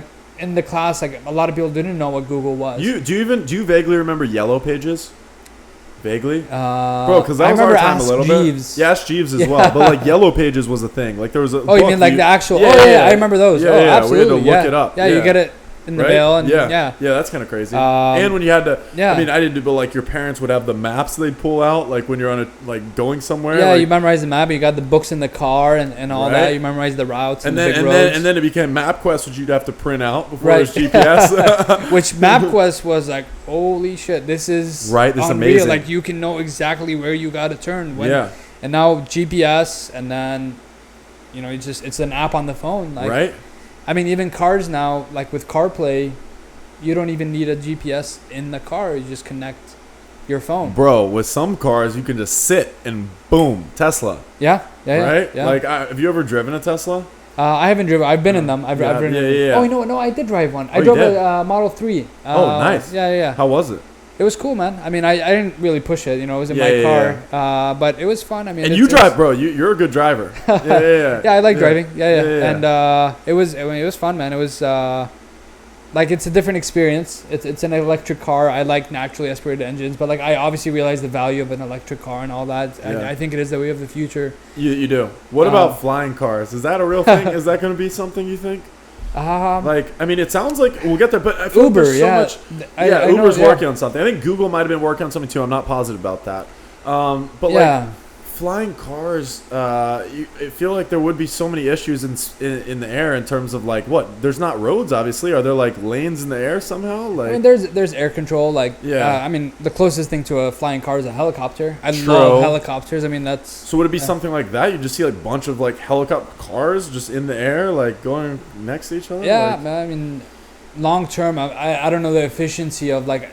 I think naturally we're gonna like go towards whatever is the most efficient and makes the most sense. True, which is one of the reasons Uber is very it's very efficient. It didn't take long. Yeah, I mean, it blew up. Yeah, because it's so efficient. It's like boom, I need to get somewhere. Boom, I hit my phone and then they come and then I get there. Right. So whatever makes the most sense in terms of efficiency, whether that be like from a time perspective, from a financial perspective. I mean, it's expensive to fly a helicopter and the gas and all of that, like owning it. Or renting it out or whatever, but speaking technology over time makes these things more affordable. Yeah, bro. I mean, in technology makes everything. And public easier. Transportation. I mean, that's another big thing. I mean, we live in SoCal near LA, and yep. I'm not all too familiar with the public transportation system there, but I know it's not as developed as in like places that I've seen in Europe, and which is pretty crazy. You would think it would be like fully developed here. Yeah. I mean, Elon Musk is working on that. Yeah, he is. He's I think he's building underground tunnel. Yeah. He's crazy, bro. Like in a good genius, way. Man. Yeah. Genius. Yeah, amazing. Interesting guy. Yeah. I feel like that's the thing. Like every entrepreneur who has like done things big, anyone that's doing anything big, you have to be a little different. You have to think a little differently because you're going against the grain. Like you have to think outside the box. Yeah. You know, that's what a lot of entrepreneurship is. Right. It's a lot of what dream chasing is. It's just like, okay, this is what I want to do. How do I get there? And now I just find a way. It's not necessarily seeing a different path, a path that's already, someone's gone on and saying, I'm going to go down that path. There's maybe a little bit of that for sure. Yeah. Because you can learn from what other people have done, good and bad. But it's more so thinking just for yourself. It's like, this is where I want to get. How do I put the pieces together? I think of life and entrepreneurship as art. I think of it as a puzzle, bro. Like, we're always just putting pieces together. Like, entrepreneurship is art. Dream chasing is art. Life is art. Like, it's all a puzzle, bro. It's just literally like figuring out all the different pieces and putting them together. Yeah. Right? I mean, figuring out your place and then your what you're good at and how you want to contribute. And Yeah. I mean, figuring again, out we've your got place. one go. You know what I'm saying? Yeah. Yeah. What is that? I mean, our life, right? Yeah. We've got one life, so Yeah. might as well spend it doing something that you love. Exactly. Or something that you feel like can contribute value and gives you purpose. And, Yep. Yeah. And that's the thing, purpose, bro. Purpose is everything. Yeah. Like, if you don't feel purpose, then it's life's tough. And Yeah, life's tough dude, no yeah. matter what. Life's not easy. Dude, I mean, I think we've all Yeah. been at a place where, I mean, at least speaking for myself, where lacked purpose and the existence You're then the is, only one. existence then is not as great as when you've got a goal and you're trying to work towards it and all that. And sometimes you do have to go through those periods to realize, like, okay, where do I want to, direct my ship now? But I mean, life is a lot better when you are working towards something. And again, we were saying, you don't know how much time you have, so True. try to do something. Like, try to be active. I mean, it's easy to get into a lull and not do anything, but just to be working towards something meaningful. You're right. Culminates in, hopefully a productive life. You're right. And bro, and just like taking that leap, taking that step. Like, I'm not just trying to underhype. When I was telling you earlier, like, bro, like this first video might get like 5, 10 views, 20 views. Like, yeah, maybe I'm underselling a little bit, but I legitimately know, like, it's not going to get any sort of real traction right away. It's just like knowing how this works, right? Yeah. I also know in the back of my head that I'm dreaming of something way bigger, and I'm hoping that it happens. So a part of my head's like, yeah, I hope that I end up getting lots of really fucking awesome people here, including some really famous people. And yeah, like, I'm making the face. I'm getting all serious. You see the scrunchy eyebrows. Yeah. But like, bro, when I get intense, I'm like in that zone. But I'm like, bro, yeah, I in my head, of course, there's a very real part that's up here saying, I want to interview so many interesting people, some of which are people that I look crazy up to. In fact, I want to look up to everyone to some extent. Yeah. And I want to see this turn into something that has like millions of viewers one day. And I think there's some sort of possibility that it ends up there. I also know that there's a real possibility that like it doesn't ever gain any sort of real traction. It's just fun. But I will never know if I don't try it. And that's what we're doing right now, bro. Yeah. That's literally just what we're doing. It's like, you want to do something? Fucking just go. Just go. Take action and just try, bro. Like, try. Like, this is new for me. This is completely new for me. Yeah. I've been interviewed, in the press a few times for my businesses and whatnot. And, you can definitely vouch, as can I think any of my friends. I always ask a lot of questions. I'm genuinely curious. That's who I am. But I've never done that.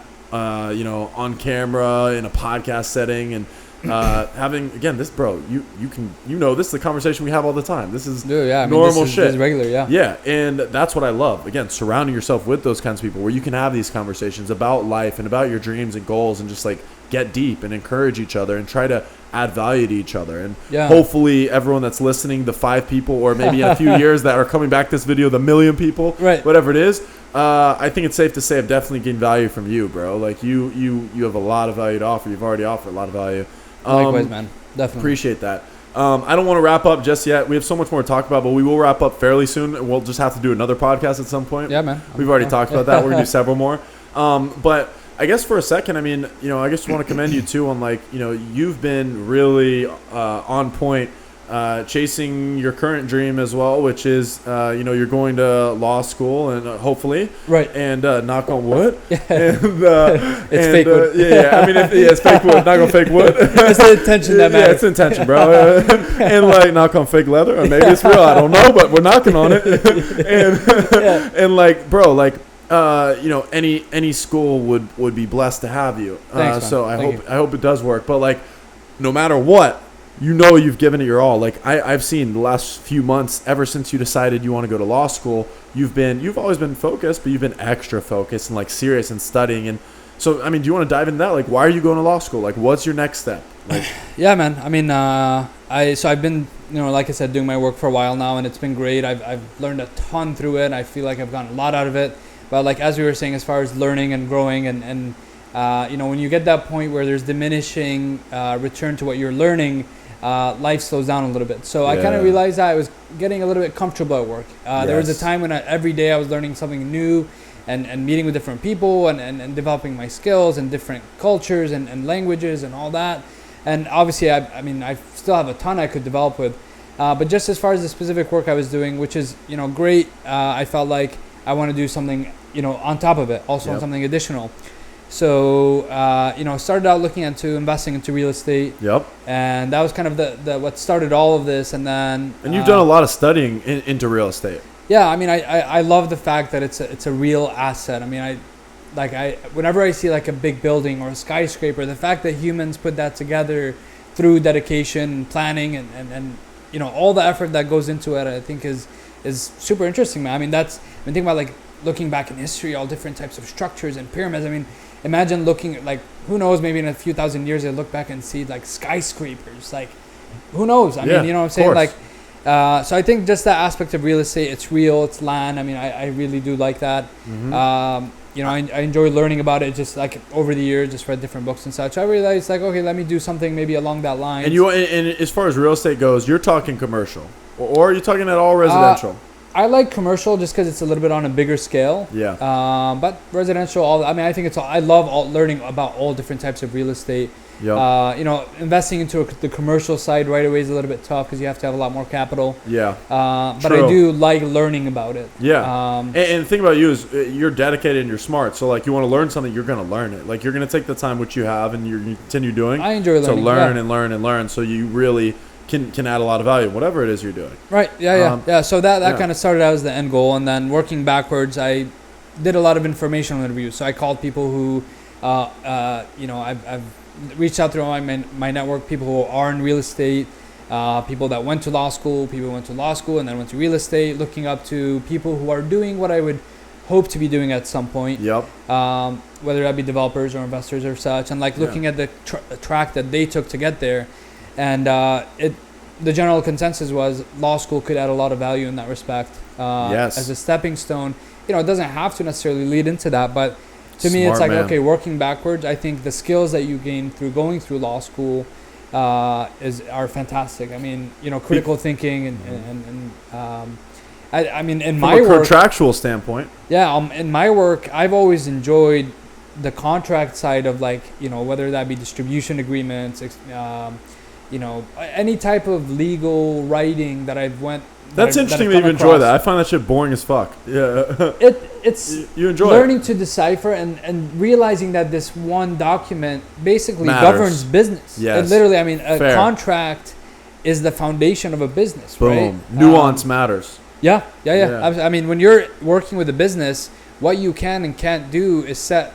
If you're working with another business, it's all got to be in a contract. Otherwise, True. There's no direction. See, here's the difference between you and a lot of people, though, and why I think you have it right. Like, a lot of people will just be like, I want to get into real estate, and that's smart, right? Like, there's a lot of opportunities in real estate. Speak on a high level, of course, right? Right. But you thought a little deeper. You're like, I want to get into real estate, but to get to the top in this game, this real estate game, I have a better chance if I go to law school and understand from a contractual standpoint more than those people in real estate that don't necessarily have that exact knowledge that I would get by going to law school. Is that sure? Yeah. Yeah, I think you could definitely do it without law school. Some of the most successful people in the field have not done it. Good point. From the people that I've talked to, and obviously there's the willingness of wanting to go through law school. Some people don't, and it doesn't make sense for them. Yeah. But for me, I feel like I'm in a unique position to be able to, I've been able to, build up my savings and such, and to continue through law school to not have to necessarily worry about that. Yep. But to also want to do it. Like, I'm actually interested in going through the process of law school. It's not necessarily like, oh, I want to get the degree. Like, I want to learn the things that I learned there. Yeah. And to be in that type of environment. And then, again, it doesn't have to be that way, but looking at a long-term perspective of what do I want to be doing in 10, 20, 30 years, it may completely change, right? Yeah. Who knows? But, like, I got to go with something and decide that that's what I want to do. And I firmly believe that that's the right direction for me. Smart. So, again, it kind of came from a lot of like informational interviews and talking to people who knew a lot more than I did about it. Mm-hmm. And it made sense. So yeah, I'm in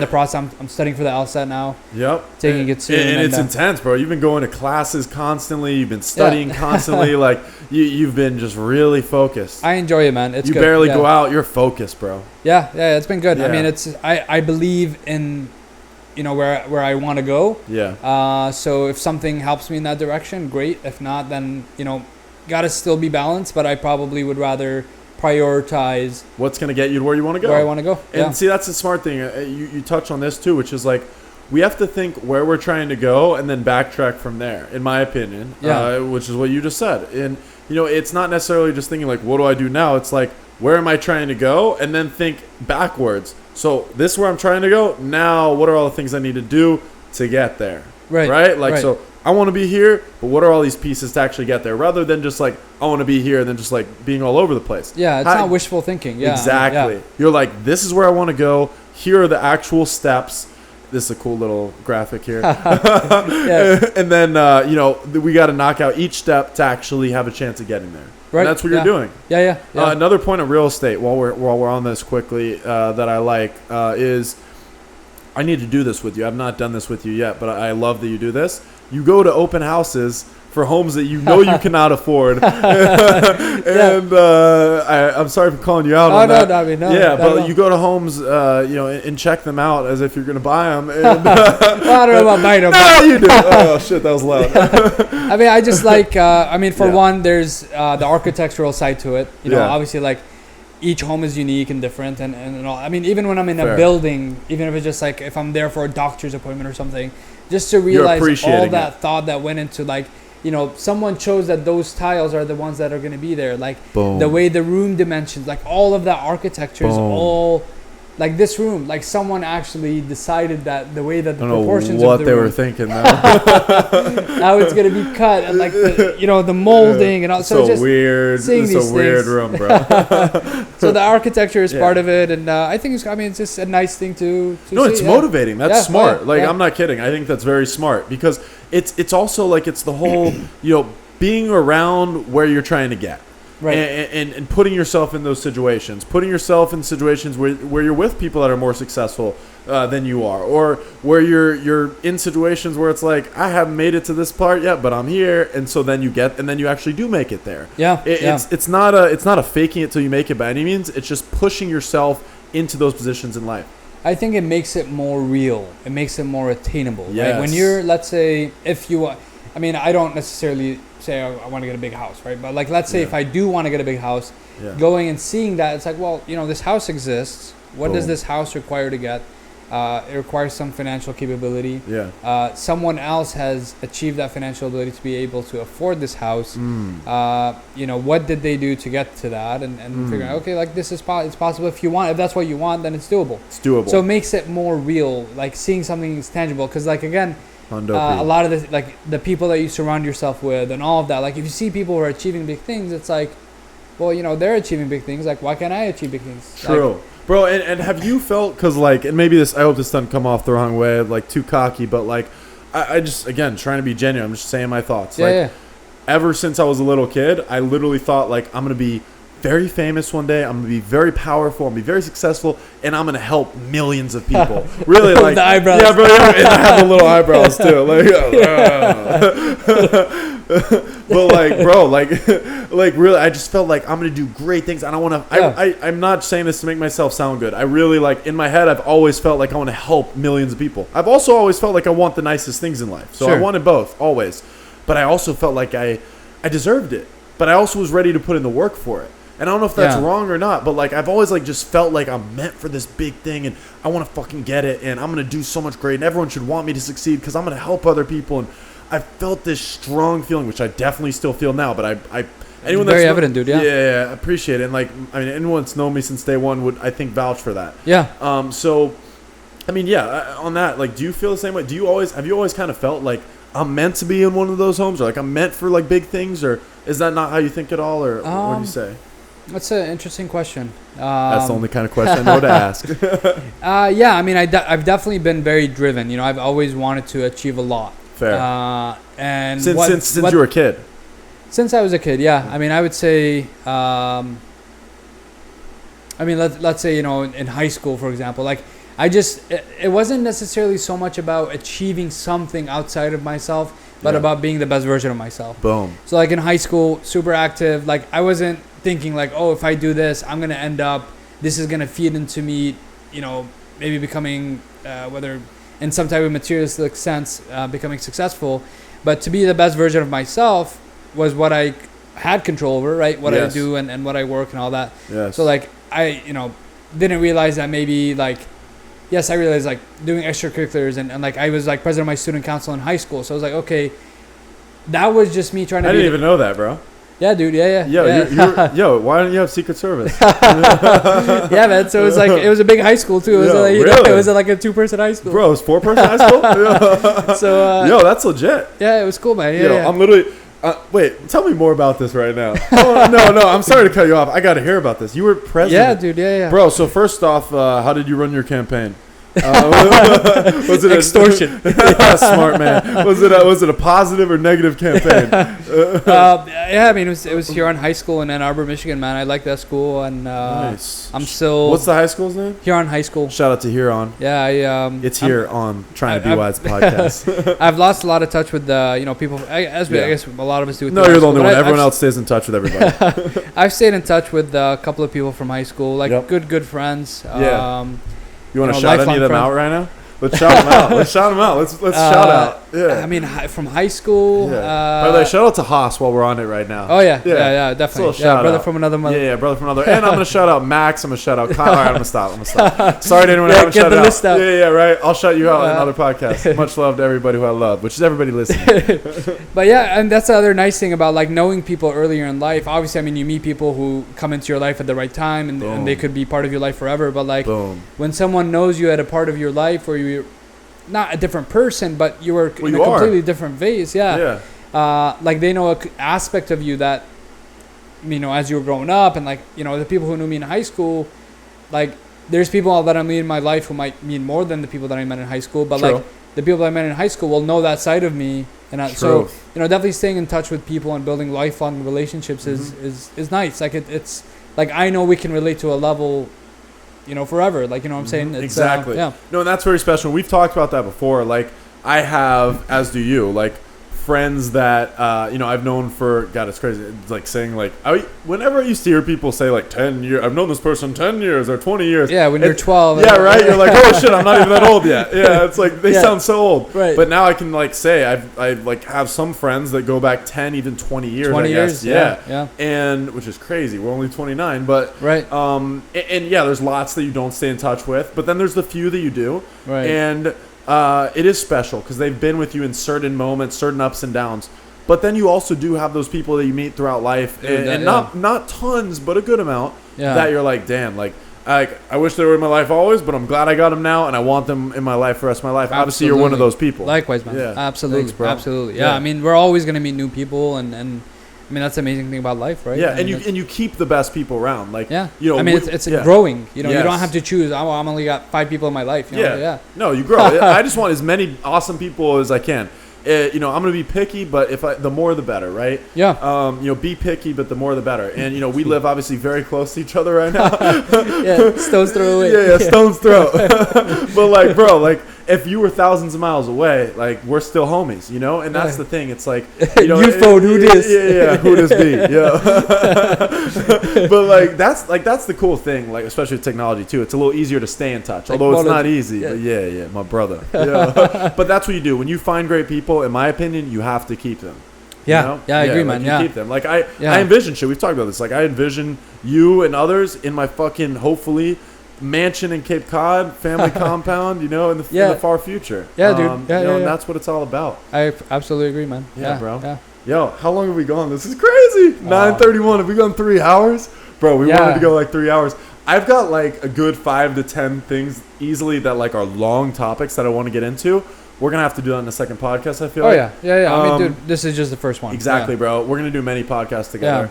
I plan on having a lot of people on the podcast, and I plan on some of those people being on the podcast several times. You're obviously one of those. I'd love to, man. I'd love to. Bro, like, I think you fucking just killed it. You killed it. It was fun, man. I mean, this is just our conversation. Exactly. Yeah. Like, this is normal convo. Like, you can vouch for that. Nothing's different. Yeah. Like, I mean, maybe it sounds cooler with the headphones and the mic. Way cooler, bro. Like, you maybe dropped a few more quotes than you normally do. No, you always got good quotes. Quotes, Yeah, got the quotes, quotes bro. Life. Yeah, quotes life. Bro, LYFE. before I forget, LYFE is how you spell life, people. Before I forget, our boy Diego had a great idea. and he's like, you should make every guest try to put that globe on right there. So you're like, what does that even mean? I'm about to show you because I just remember this, so you should do it. Interesting. All right, so see if you can move the mics. You can still be mic'd up, and I'm going to show you what I'm talking about. Okay. I love that Diego's idea is now coming to fruition. He is a legend. So what you see a little white thing next to it on the table? This? No, on like next to that, on the other side, the little white. I don't know if you can see it where you're at. See that? Yeah. Okay, so you're gonna remove the globe, like with your hand. This? No, just the actual globe part. There you go. Yeah, just remove it. Just take it out. Yeah, pull it down. Just don't break it. I'm just kidding. Okay. So now what you're gonna do is you're gonna put that white piece on the top, and you're gonna try to get it to be a magnet in the air, and it works. I've tried it already. What do you mean? So like the little, I'm probably explaining this terribly. I'm gonna confuse every guest that I ask this to. So yeah, the white piece you put on under the black thing right there, and then under the black. Yeah, just like that. And then you just like flip it over. Or? No, you had it right. Yeah. So under the black thing on top of that, just like you have it, and then you just hold it in, and you're trying to like get it to float. It does float because of the magnets, but you have to be perfectly like even for it to work. No, you can hold the white thing too, bro. Yeah. There you go. So you're gonna try to get it perfect, and then you slowly remove the white thing, and it should be hanging, and then you tap it slightly so that it spins, hanging midair. And this, I love it. Yeah, this is supposed to not be easy. I love it. You got this, bro. You got this. So I want to balance it. Yo, good thing is the mic can still hear you. You're good. A little bit. Yeah. So you want to balance it, and then you're gonna remove it. And oh wow, bro. Oh, and yeah, you just tap it so spin. You got it. Oh, I fucked it up. You had it. Yeah. All right, you got this. See? Good. I like that it's not easy. It's not supposed to be easy. This is life, bro. You stay persistent. Oh, it's going. Oh, now you got to spin it without it going up. You were real aggressive on the spin earlier. All right, and you just a few times, then it'll go. You're good. Oh! This is the new Jenga. Right? It's the new Jenga. Bro, so I think one light spin gets it. I don't know if I was supposed to give that trick away, but I think one light spin and it'll keep spinning. All right. Yeah. Let it balance. Light spin. Yeah, let it balance and just like one light spin. Ah! Yeah. No, you got this, bro. I love that this is Diego's idea. All right, here we go. You're getting it to stay midair. You just haven't gotten it to spin while midair yet. Oh wait, is it spinning? You might even just. Oh, it might be kind of spinning now, bro. You might already have. There you go. Bro, you got it. You got it.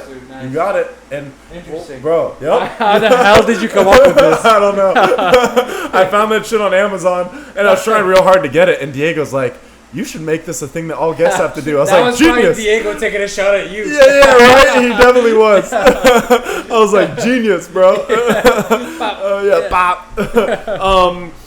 Yeah, we covered a lot. Again, there are literally several things that I still want to cover, but we've already gone 3 hours, and that's the goal. All the podcasts will be like 2 to 3 hours. Nice. Maybe we'll go 4 sometimes. That's crazy. Maybe a little less to do sometimes, but I'm gonna try to stay in the 2 to 3 range.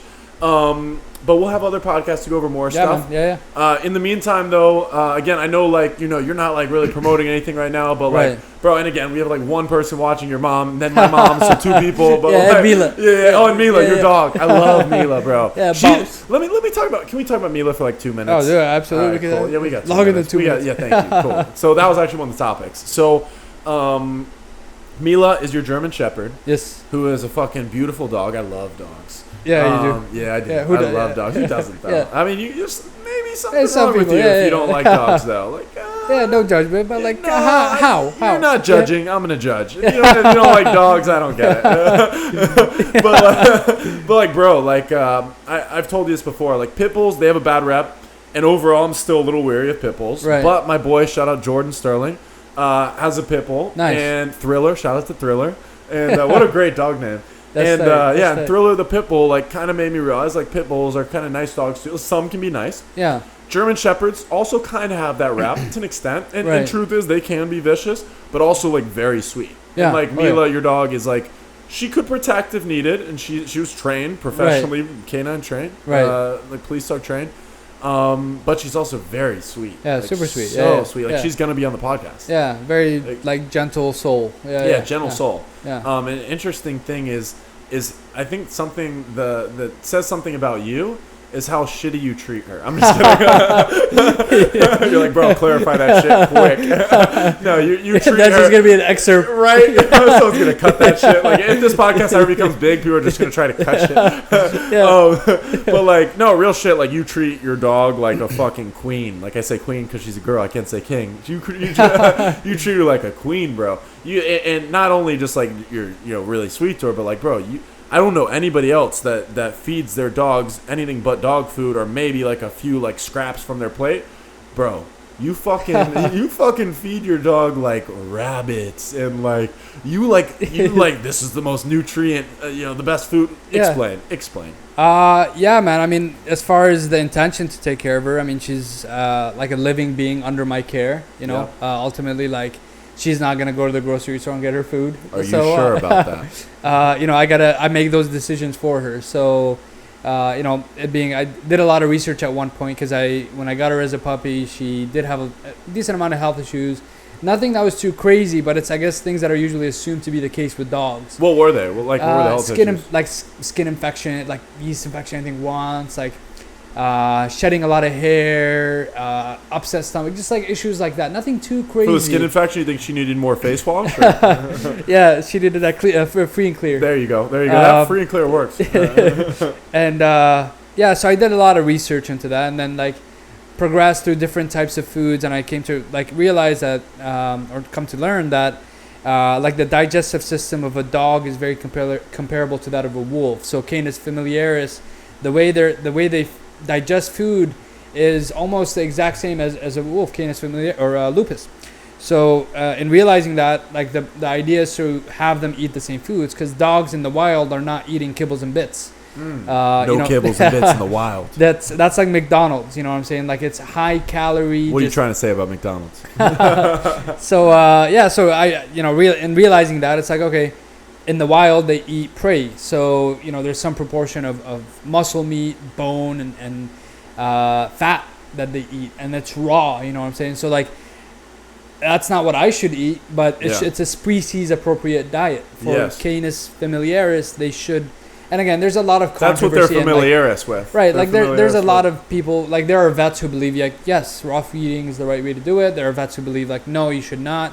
I think you can do it the wrong way if you don't get educated about it and realize, like, you got to supplement in certain ways. And like, like dogs do eat vegetables, not directly through eating them raw. Like, they don't go dig up, what I'm saying, like kale or anything, but like, let's say if they ate a rabbit that had some kale in its stomach, they do get vegetables. What if they ate a rabbit who had a carrot in his mouth? A carnivorous rabbit. So in realizing that, it's like, all right, let me just feed her the right way. So and you're strict about that, like, bro, like your fridge looks like you are an animal killer. There's like birds and like, what do you feed her? You feed her a lot of good stuff, but what is it? It's like birds. So I just try to get it. I mean, it can get expensive. You get it from a butcher, but again, like, if you're willing to put in the time, I found some like direct from farm sources that are that don't really end up being any more expensive than otherwise. What's her favorite? And, like, she loves the bunny, right? Rabbit. I think rabbit is cow. Bizzle. Pizzle, yeah. She does like the pizzle. For anyone who doesn't know, pizzle is bull dick. Yeah, it's bully sticks. Most people don't know that it's. And she also likes turkey balls. Sorry, bro, I had to. It's what she eats. She loves it. It's her diet. Yeah, she's a fan. So she eats rabbit, turkey. Whatever, and I try to vary it up just that way. Because in the wild, and again, the other thing I do is, like, it's kind of intermittent fasting, because again, in the wild, there's not, the dog doesn't eat at 10 a.m. and 2 p.m. and 6 p.m. Like, they eat if they catch a prey, so it's not always expected. So I try to vary the time. I feed her one big meal a day, because when they catch a prey, they eat it and they're done, and their body has the time to rest and digest and all that. So I just try to emulate as much as possible what she would be like if she was in nature. Exactly. And I'm glad you said intermittent fasting. I don't want to change the topic from Mila, because I love that girl. But like, and I know we're trying to end it, but I have to. Like, we can't just end there, because you just said intermittent fasting. Bro, that's another thing that I've gotten from you. You told me about that, and I was telling you, I was like, I'm trying to get rid of these love bugs on the sides, and bro, that is definitely cushion for the pushing. That cushion, I gotta have that cushion for the pushing. But like, bro, like, that was my biggest thing. Like, I would always, like, I'd be lifting, I'd run a little and shit, although supposedly elliptical does nothing, I've been told. Yeah, so, side note. Ellipticals don't do shit, apparently. But eating's a huge part of the love bugs. And, these bad boys. But they've gone away fairly significantly, bro. Yeah, you've been disciplined about it, too. That's what it is. Since we talked about it, yeah, bro. And so, like, the intermittent fasting was a real part of it. Like, right. I've been pretty good about, I don't usually ever eat after 7 p.m. I fuck it up sometimes, but weekdays, almost perfect. Don't eat after 7 p.m. just because of what you were telling me. And don't eat again until, like, 5 days later. I'm just kidding. Don't eat again.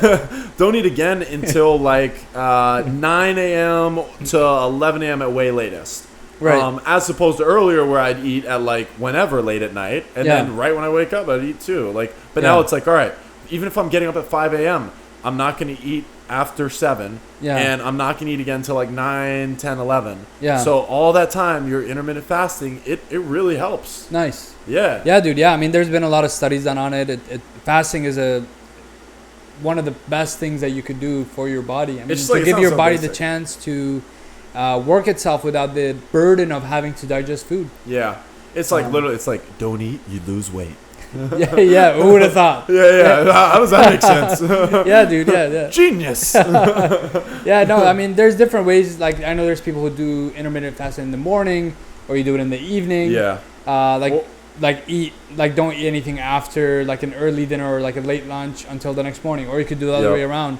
Or I know that you could do, like, variations of like I know Jesse Itzler, he doesn't eat. He does a fruitarian until the guy's noon. a billionaire, right?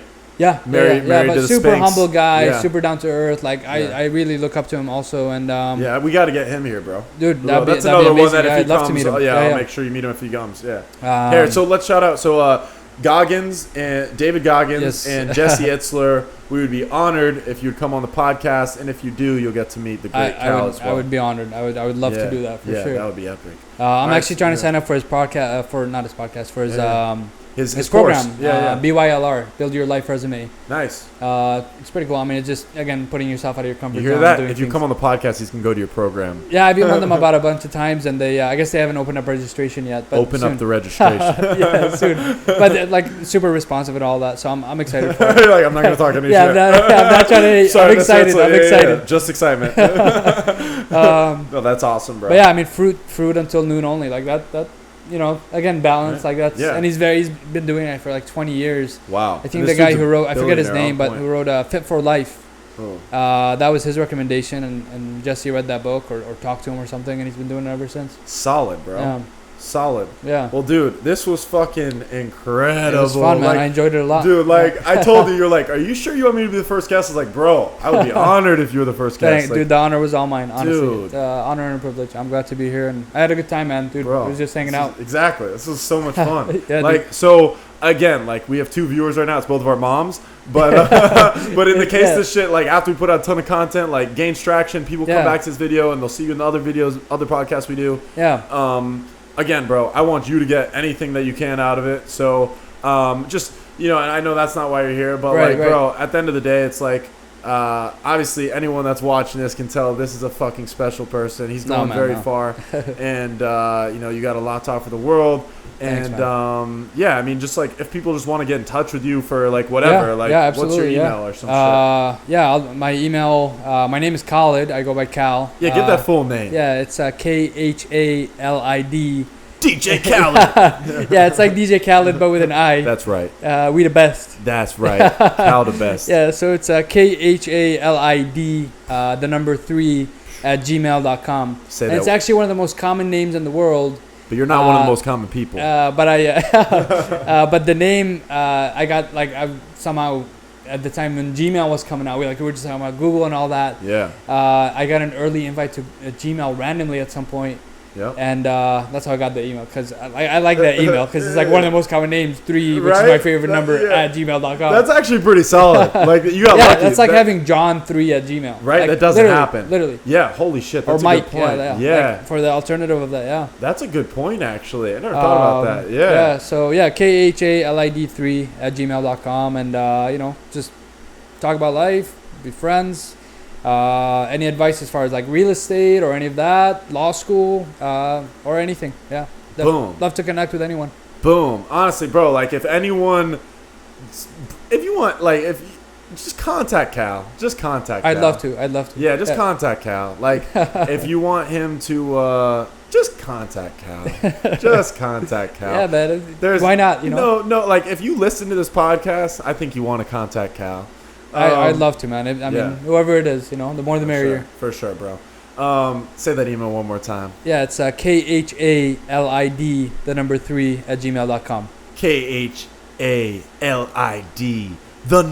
3, but don't spell out the number 3. Just put 3. Yeah. KHALID 3@gmail.com. That's right. Should we do it in Spanish now? KHALID Tres @gmail.com. Yeah, cool. There you go. We're in there, bro. We're in man. there. Nice. Cool. I love it, bro. Seriously, stuff, man. Super appreciate it, dude. I appreciate it, man. I thoroughly enjoyed this, dude. Yeah, dude. This is just the it was first amazing, of man. fucking many. Yeah, dude. Oh. And I again, like knowing you and knowing how dedicated you are to everything, I think this will be a huge success. But even, otherwise, it's the journey. It's you're doing it. I definitely wish you the best of luck. And I think, if I know anything about you is you do what you know you should, and you think big. So I fully expect for this to be something great. And at the least, I've thoroughly enjoyed being here. I've really enjoyed talking, as our normal conversations are, and I'm excited to see where it goes, man. I'm excited to see where you go.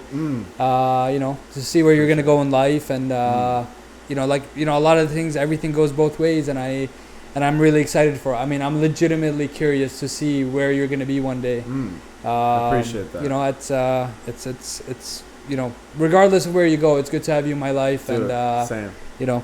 Like that. Yeah, to anyone that's just listening, not seeing, he just tried pounding his chest and he hit the mic. It was great. Yeah, let me try that too. Total fail. But that meme I always sent you, always. Yeah, that's a great meme, by the way. Yeah. No, for real. Yeah, same, bro. Like, I'm excited to see where you go, and no matter what, whether we reach our wildest dreams, which I think we will. Absolutely. But whether we do or not, you're going to be in my life. I'm going to be in your life. I'm 100%, blessed to have you in my life. 100%. You're a great friend. And at the end of the day, that's much more important than the success that we hopefully will have one day. So when we go into those open houses, we can actually get them. Yeah, dude.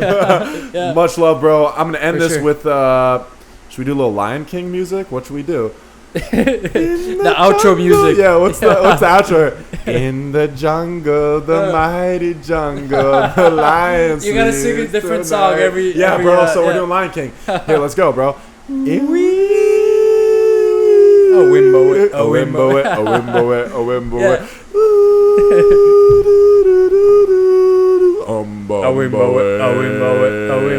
Oh, keep going, bro. We're gonna do this. We're doing this for like 30 more seconds. So a wimbo it, a wimbo it, a wimbo it, a wimbo it. In the jungle, the mighty man, I should know the words. I don't even know if I'm saying it right. The Swahili, man. I knew the words in Swahili. Oh, damn, bro. Hakuna Matata. Oh, Hakuna Matata. Yeah, which means life is good. Oh, what a life wonderful is good. phrase, Pole, bro. What a wonderful phrase. Yeah, I learned a little bit of Swahili. Oh, bro, we're going to have to talk Swahili in the next episode. Hakuna Matata. Oh, what a wonderful phrase. Bro, I loved it. You just killed it. You just killed it, bro. Yeah, man. Let's go turn this recording off. Nice, hey, man. To everybody that's listening or watching, aka our moms, we appreciate, we love y'all. And if you're not just our moms, we love y'all too. For real, like, I understand that it's a long podcast, and I understand there's other podcasts that do it this way as well. This is how I think I want to do it. I think this is how we can offer the most value. By we, I mean me and all the guests that are on. Is to have these long form podcasts where we just really just talk about a lot of stuff that hopefully adds maybe a little entertainment and a little value to anybody. So yeah, man. Appreciate you guys and gals. And, nice. That's it. It was good, dude. Much love, bro. Nice, man. Congratulations. Yeah. Thank you, brother. I appreciate that. First step of many. Yo, thank you, bro. I appreciate it. Yeah. Blah, blah. Oh, we're going to turn this recording off without spilling this water. Water. Oh my gosh. Watch it like it wasn't recording the whole time.